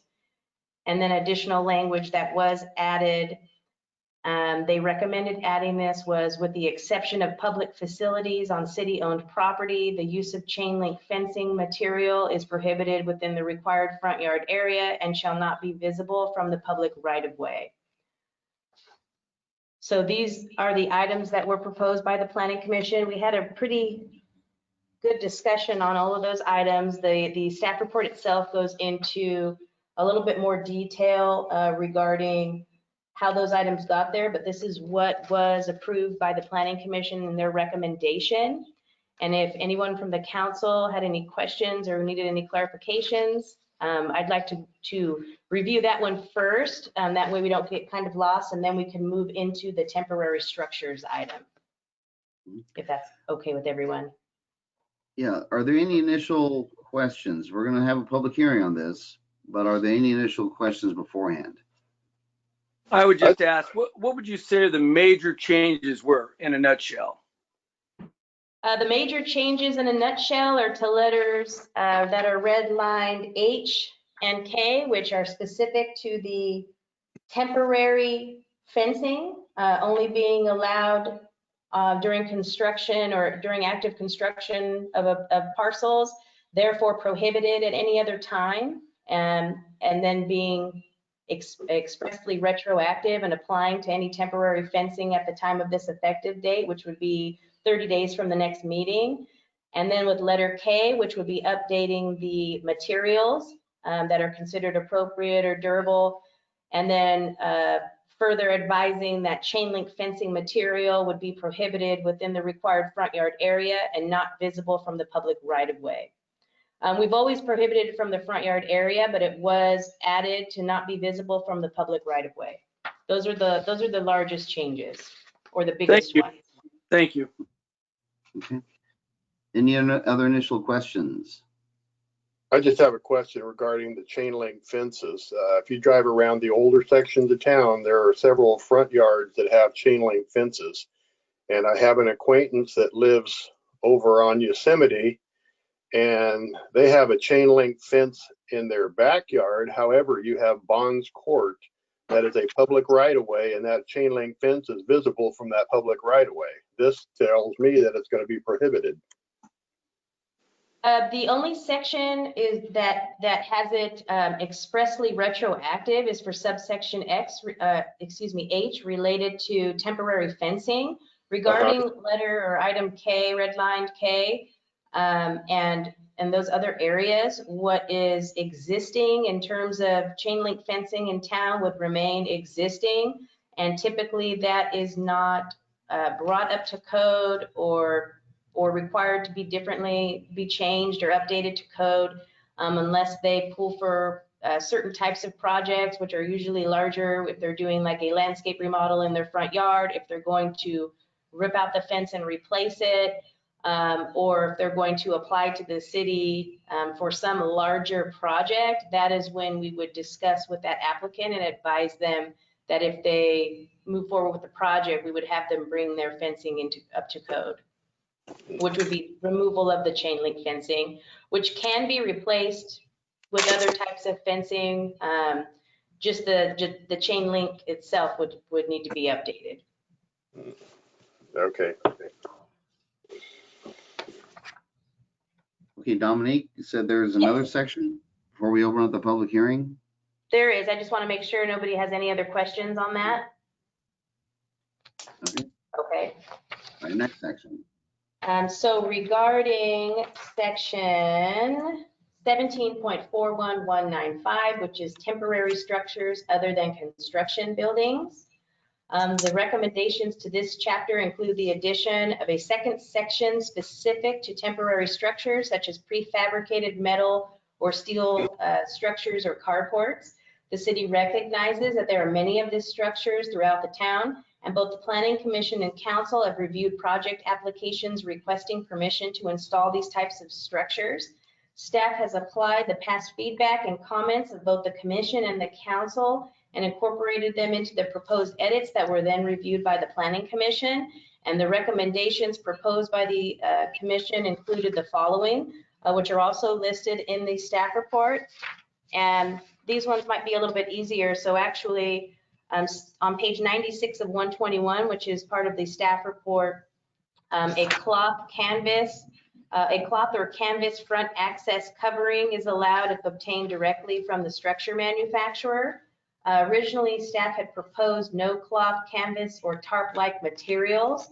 That would be the case, but that if they were going to enclose the front access covering, that cover that they utilized would be obtained directly from the structure manufacturer. So it matches the structure, fits the structure properly, is secured properly, and also has that the sun, a lot of those things are treated for sun damage and weathering and those type of things. So that was the direction they had moved forward on in that. Regarding location in the side yard, must be located a minimum of 10 feet behind the front wall adjacent to the structure, behind a solid fence or gate, at least 6 feet in height as to be screened from the public right-of-way, and have a side yard setback of 3 feet from the property line and 3 feet from the other structures in accordance with the fire code. And then regarding the rear yard, must be located behind a solid fence or gate at least 6 feet high if visible from the public right-of-way, and have a setback of 3 feet from the side and rear property line and 3 feet from other structures in accordance with the fire code. For both side and rear yard locations, staff originally proposed that the structures be located behind the front adjacent wall or wall adjacent to the structure, screened with a 6 or 7 foot high fence, not visible from the public right-of-way, and that no setbacks be required. Upon review of several photos of temporary structures in the city, the Planning Commission recommended that if these structures are to be allowed, they should be set farther back in the side yards to limit the impact they would have on the surrounding neighborhoods, surrounding neighbors, and the neighborhood as a whole. They also felt like a minimum setback should be enforced of 3 feet on each side. We did speak with the fire chief regarding that setback, and they do prefer having a minimum setback of 3 feet for accessibility and safety in the event that there is a fire on the property.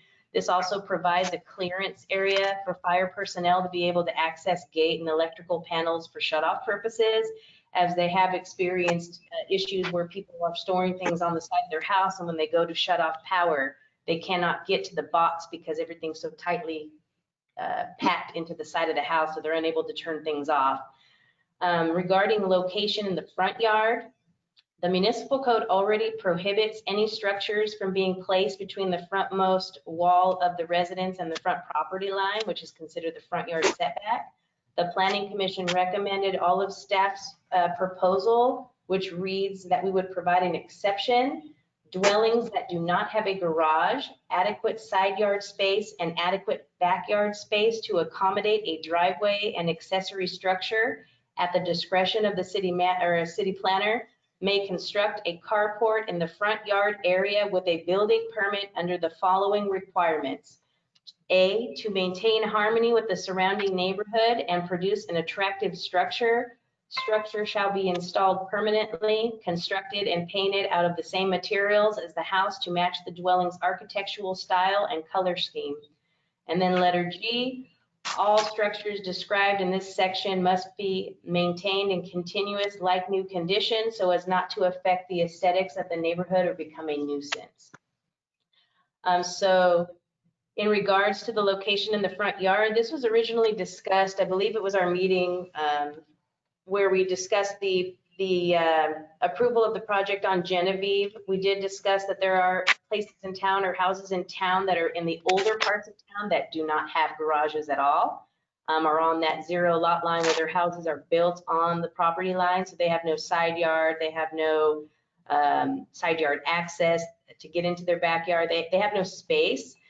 We do have a few of those in town, and it was suggested that maybe our municipal code provides them an exception to where they can build some type of overhang or structure, temporary structure in the front yard, that at least if it matches the house and blends in with the neighborhood to the best extent that it can, that they would be able to put something like that to have something in the absence of the garage access.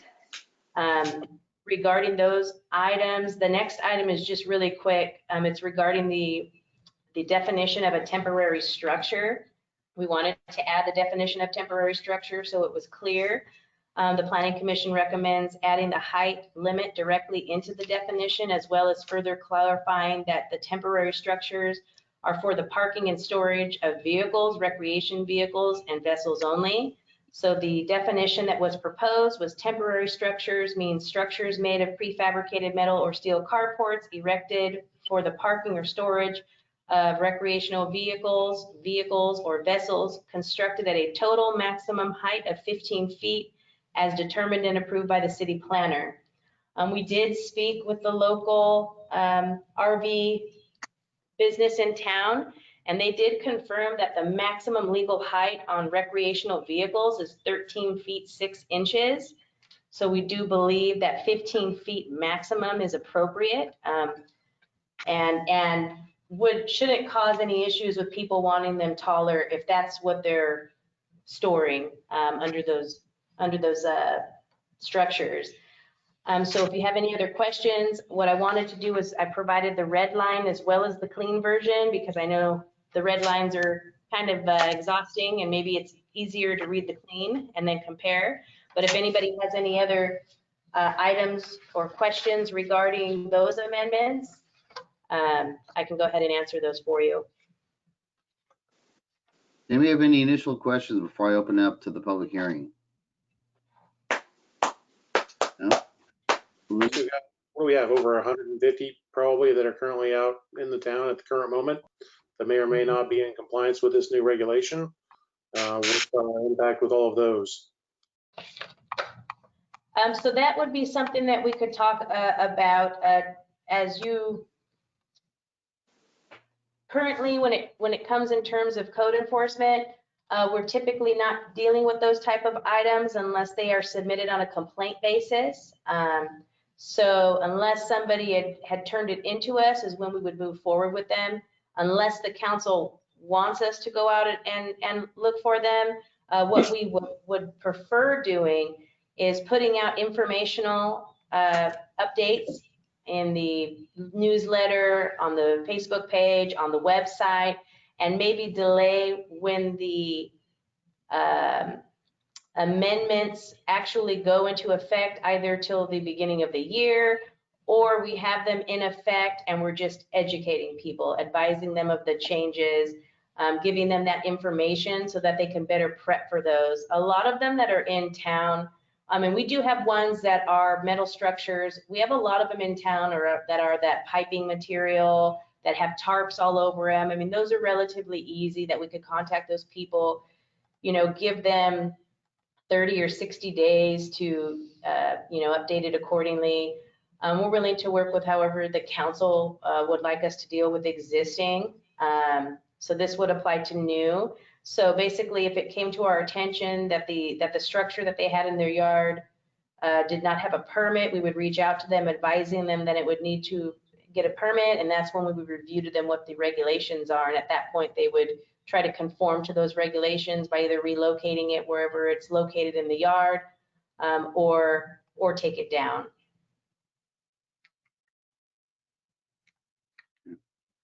Any further questions before I open up the public hearing? All right, let's go ahead and open up the public hearing. And would anybody like to speak from the public on this topic or ask questions? All right, none, seeing none. I'm going to close the public hearing and take it back to council for action.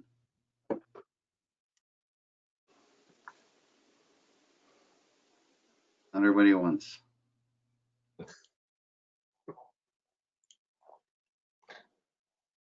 This is an actionable item. I would move to approve. Okay. second that. All right, it's been moved and approved to, wait a minute. Sorry, Robert, before we move Yeah. forward, Yeah. I have a little hesitation in terms of how we're going to implement all this. I think it's important that while we can pass it this evening, I think it needs to be discussed more amongst council in terms of what direction we're going to take with this. There's some things in there that are going to be sensitive, and we need to be careful how we move forward on some of those things. Okay. Now, at this point, it's already been moved and seconded. So my question is, do we want, and of course, we have a motion on the table to approve the ordinance amending Escalo Municipal Code. Is there any further discussion of the item on the table? Let's see, Councilmember Merkin, Councilmember Bellinger, do you want to rescind for further research? I just want to put a reminder out there to the council as well that this is the public hearing, but also the introduction and first reading. It will be agendized on the second meeting for the waiving of the second reading and adoption. And so if anybody has additional questions or thinks of additional items to discuss, it can be pulled from consent for further discussion. Okay. At the next meeting. And will we also have time I'm sure we'll have time in the interim period to be able to come in and ask questions as well? Of course. Further vet this? Okay. So again, the motion's on the table. Maker of the motion, Councilmember Merkin, are you satisfied with leaving it on the table? Yes. Okay. Is there any further discussion of the motion on the table? All right, seeing none, we'll proceed to a roll call vote. Councilmember Bellinger. Aye. Councilmember Leggero. No. Councilmember Merkin. Aye. Mayor Pro Tem Alves. No. All right, and I'll vote aye. Motion passes 3-2. Keeping in mind, I think we also have an interim period of the next couple of weeks that Dominique, I would expect some questions and further vetting on this. Okay. Sure, that would be fine. Thank you. All right, moving on to administrative matters. Item number 9. Is this Tammy or Dominique again? This is also me as well. Let me just fast forward here. You were faster than I was here. Okay. So item number 9 is adopting a resolution that adopts park rules and regulations for all city parks, open spaces, and recreational areas in the city of Escalon. In recent months, different types of activities have taken place at the city's parks and storm basin locations that could damage the grass areas and other areas of the park. This could affect other residents' enjoyment, comfort, and safety when visiting city park areas. The city researched the current park rules and regulations and saw that the current park rules mainly address events and activities that were taking place at Hogan Park. The city referred to the current set of rules, updating it to list other activities, as well as prohibiting certain types of activities at all parks and open spaces unless authorized by the city.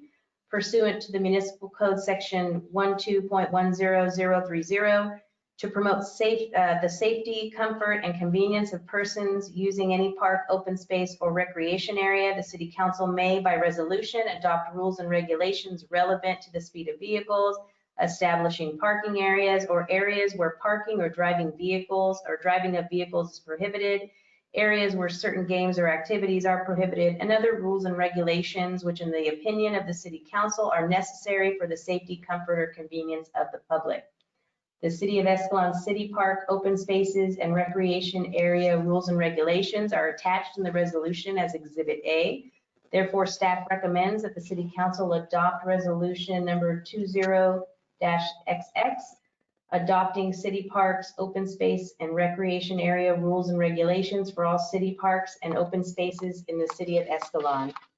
So if you turn to page 121 of 121, that is Exhibit A. It has our listing of park rules and regulations.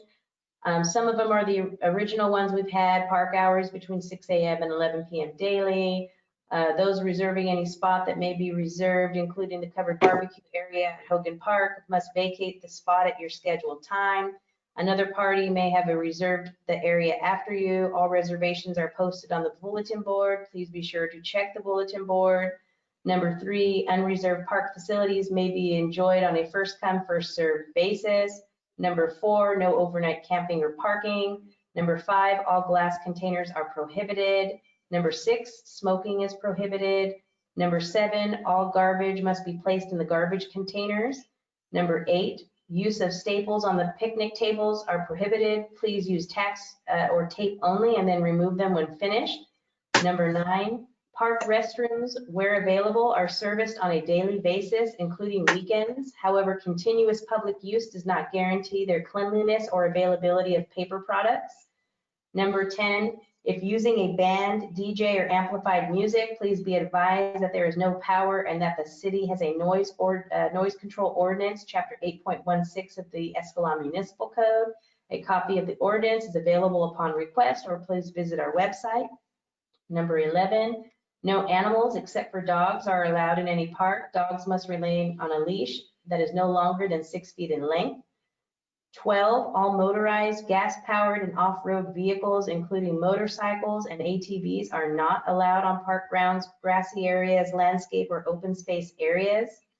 13, no guns, swords, weapons, drones, rockets, torpedoes, air guns, archery, or slingshots are allowed in any park. 14, fires must be contained in a propane or charcoal barbecue grills only. 15, all commercial vendor services require a City of Escalon business license. 16, inflatable structures with water features are not permitted.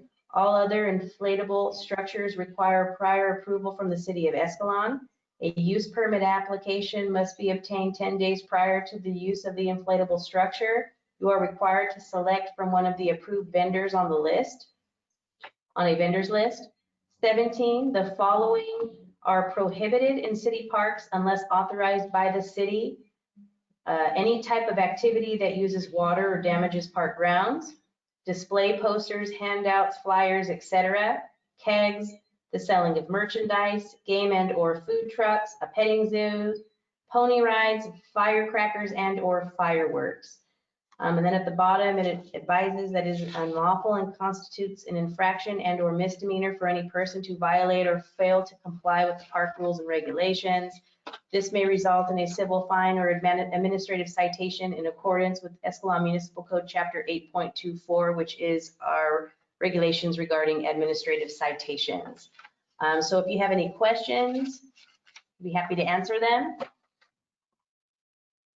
Any questions? Yeah, I have a couple. Dominique, I think you read somewhere there are no rockets, or did you say like airplanes and stuff like that are all banned too? On that item, which is number 13, guns, swords, weapons, drones, rockets, torpedoes, air guns, archery, or slingshots. Okay, when you say drones, does that include like little planes they fly in the park and stuff? Remote control planes. Remote control planes? I think that's what he's referring to. I would say yes, no, or no. I don't know. Do you really? Municipal code regarding drones, and so If I may speak, Dominique, I think what you're alluding to, Ed, is Dave, and Dave will still be able to continue his small plane flight that he does around the areas in the ponds. Well, I just want to be careful here that we don't become too restrictive. yeah, when I think of drones, I'm thinking more of the ones that have like the ability to record and watch people and look into backyards, those type of actual drones. Well, my thinking is this: drones, like anything else, used properly aren't a problem. So banning the drone is, I don't know if that's fair to do to everybody when there's people that can use them properly. When there's people that abuse that right, then they need to be dealt with on their part of it, not the fact that you're going to ban all drones. And the little planes that they fly in those parks and stuff that are gas operated, you know, I would think that it'd be still okay for them to do it, providing they're not zooming in on people or causing any kind of a damage to them. You know, I just worry about that where we're overstepping certain things like that. Restricting for public safety, I'm 100% behind, But at the same time, I worry about we get too controlling, too, I don't know what the word would be. I just think sometimes we can overreach sometimes. Okay. I would have some similar concerns with the drones. I mean, little kids are getting those things for Christmas every year. Now they're cheap as heck. They're less than $100 at Costco all day long. They live near a park. They don't want to launch it in their front yard because they don't know how to use it. They're going to go to the park. So they hope that if it gets out of control, they can find it. Are we saying that you can't use a drone to go play with his new Christmas toy? And I guess the next question is, do we have a regulation where you cannot use a drone on your own property and go up in the air and look at your neighborhood?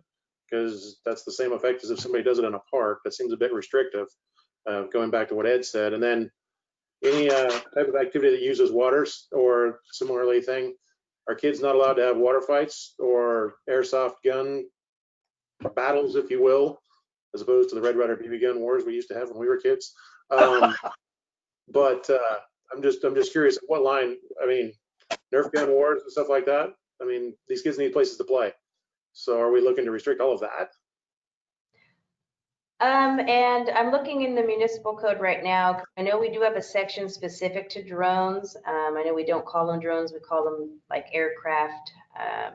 And I believe that they're prohibited from being in the parks. I'm gonna check, and that's why it was added in there. But maybe we make it more specific to that actual, let's see, number here. Operation of unmanned aircraft systems. So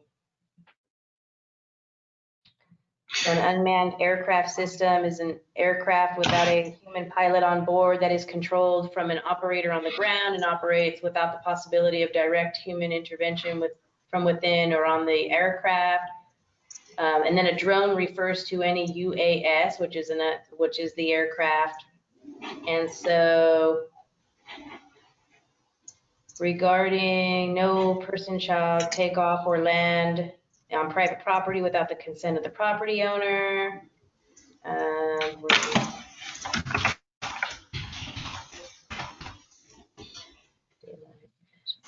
Not supposed to operate them in the city other than during daylight hours.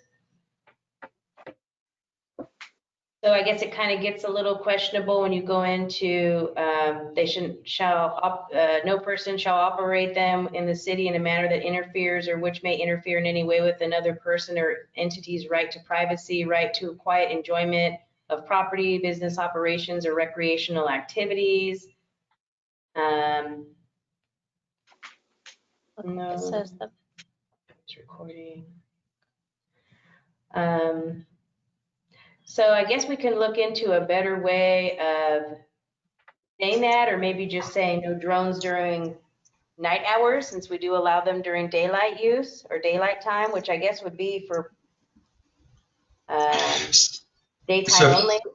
So Tammy, I might be able to help you. This is Mark. What you were just discussing there was the FAA definition of what we're calling a drone, a UAS or unmanned aerial system. So that terminology is correct. I think what I would suggest is the terminology in this regulation be more accurate to say UAS instead of a drone. And we could also include in here, because the FAA makes a distinction between a UAS and model aircraft, which is flown for, hobby and recreational purposes. That can be excluded as well. So I think the council member pointed it out right. A better definition, and not using the term drone here, but use the term UAS, because then that would allow for recreational model aircraft is the definition that the FAA uses. So, right. So, we're making a distinction just like the FAA does, which is a small little drone for your own fun. Your Christmas present doesn't count as a UAS. If you're using one that has a camera and you're using it especially for commercial purposes, that's a UAS, and that would be prohibited. Or the council can just say people can use any type of UAS but then that would conflict with the other part that Tammy was just reading. But we could make the wording consistent. Okay. we can remove the word drones and add UAS. Correct. Okay.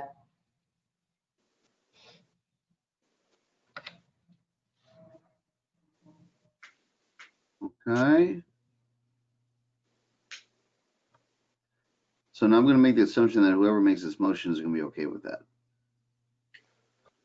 Well, let's clean it up a little bit here. To be clear, we are still going to allow hobbyists to fly their little model planes in the parks, provided they can do it maturely and not zoom in on anybody and cause a problem. Which my question would be this, Mark.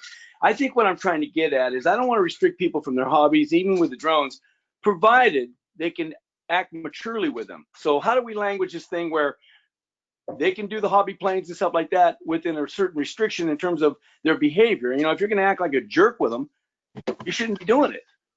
So how do we write this ordinance where it says, okay, fly your model planes, do your little drones, but remember, you have a responsibility to how you act with them.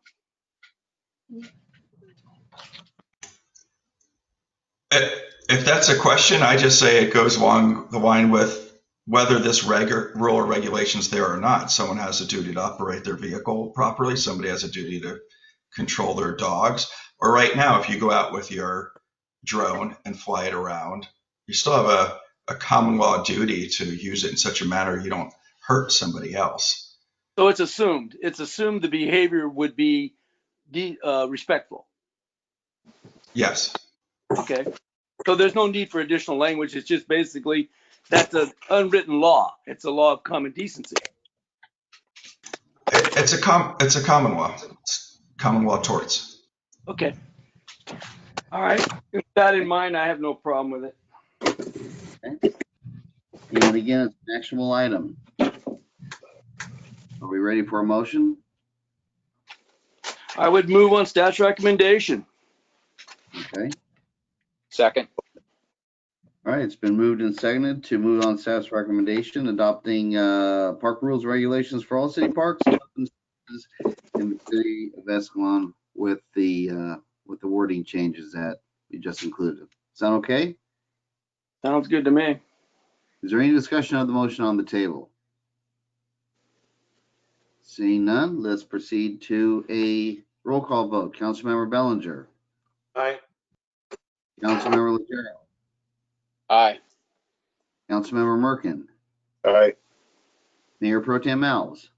Aye. And I'll vote aye as well. Motion passes 5-0. Council communications. Councilmember Bellinger. Most of what I was looking for, I got early on. I guess the question I've got, I see that our schools have looked for a waiver. COVID-19, I see we're still in purple. Do we see any improvement in our numbers that are moving us in the right direction? I guess would be my question. If anybody's looked at the numbers lately, I haven't had a chance to look at those, so that would be my only question.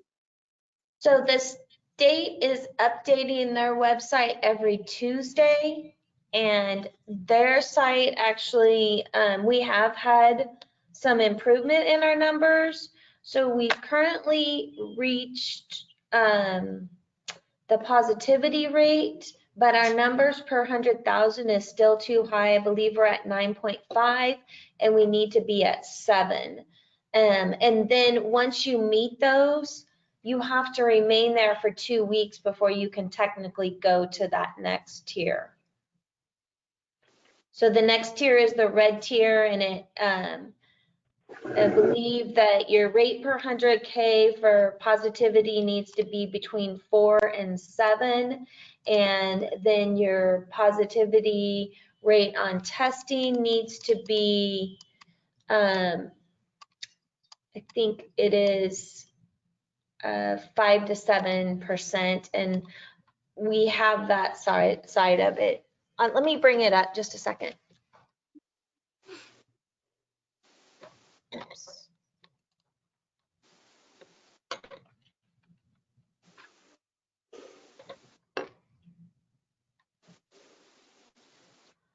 COVID-19.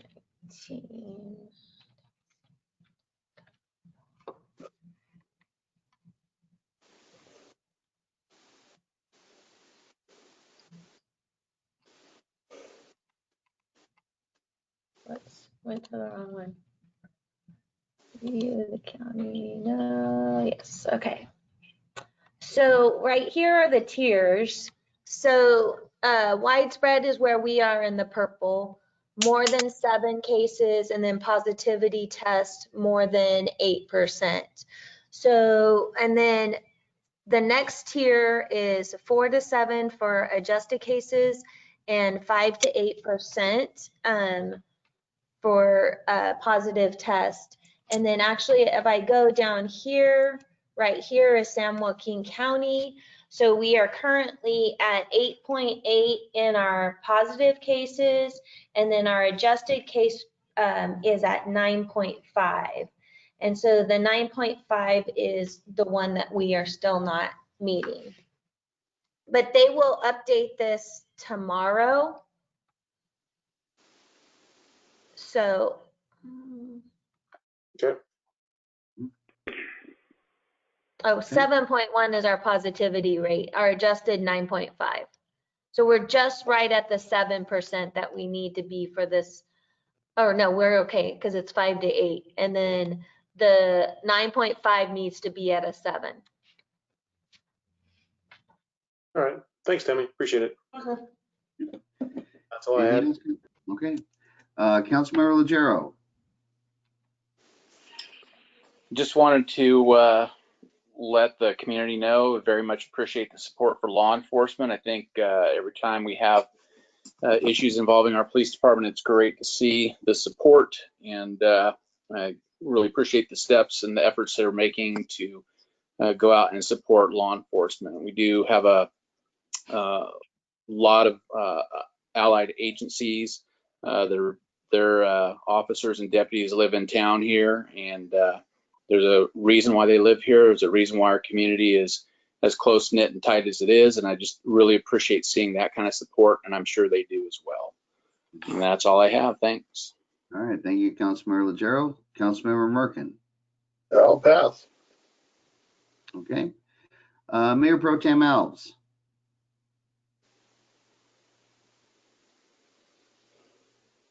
Mayor Pro Tem Alves. Sorry, I was mumbling to myself with the mic off. Yeah, no problem. I would like to agree with what Councilman Jeff said, Legero said. The thing I want this community to understand, and I feel bad with some of the comments this evening towards you, the mayor, you give your heart and soul for this town as well as we all do. This is a little more complex issue than they're making it out to sound like. And I just hope in the next week or next meeting that we'll be able to bring to light some of these issues and hopefully educate and try to help people understand our position a little better. And I'm in total favor of showing support for the police department and first responders and so on and so forth. And I don't think there's ever been a question in terms of this council's feeling about that. So I was a little taken back on that whole thing. I was a little surprised. But other than that, I'm good.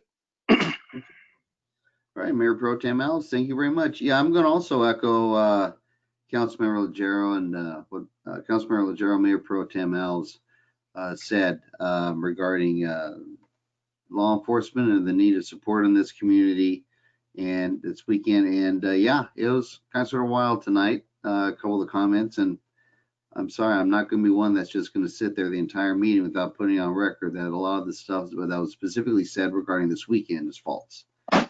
And I'm not too sure how it got morphed into what it was, but that's not how it started. In fact, if anything, at one point they had the signs blown over, and I got a call that, hey, they're blown over, and I was the first one to call the leader of the group, say, hey, by the way, they're blown over, you know, to put them back up. I thought it was a great gesture. I really was. I thought it looked really nice. Yeah, they probably weren't supposed to be there, but you know, I mean, they're a passionate group, and we're all on the same page on this one ultimately about wanting to find a way to show law enforcement, who's going through probably one of the toughest times it's ever gone through, that hey, we got their back and we support them too. And the last thing I want to start seeing happening is us all began to splinter off. We're all on the same page. We all believe the same way. And I hate to start seeing any kind of wedges drawn between the city and the community or anybody else. And some might be interested in doing that, but I think that's the wrong attitude. We all got to stay strong for law enforcement. They stay strong for us. We got to do the same thing with them, unified. So we're going to continue this topic, and I think we're gonna reach a conclusion. It's worth it. Okay. On that note, we're going to be going into closed session, and so if you want to leave now, I don't know how many are still here, but like to stay, you can be more than welcome to stay. But like I say, we're going to go into closed session now. Mayor, can we take a 5-minute break and then we'll come right back here and resume then? All right, sounds good. See you in 5. Thank you, everyone.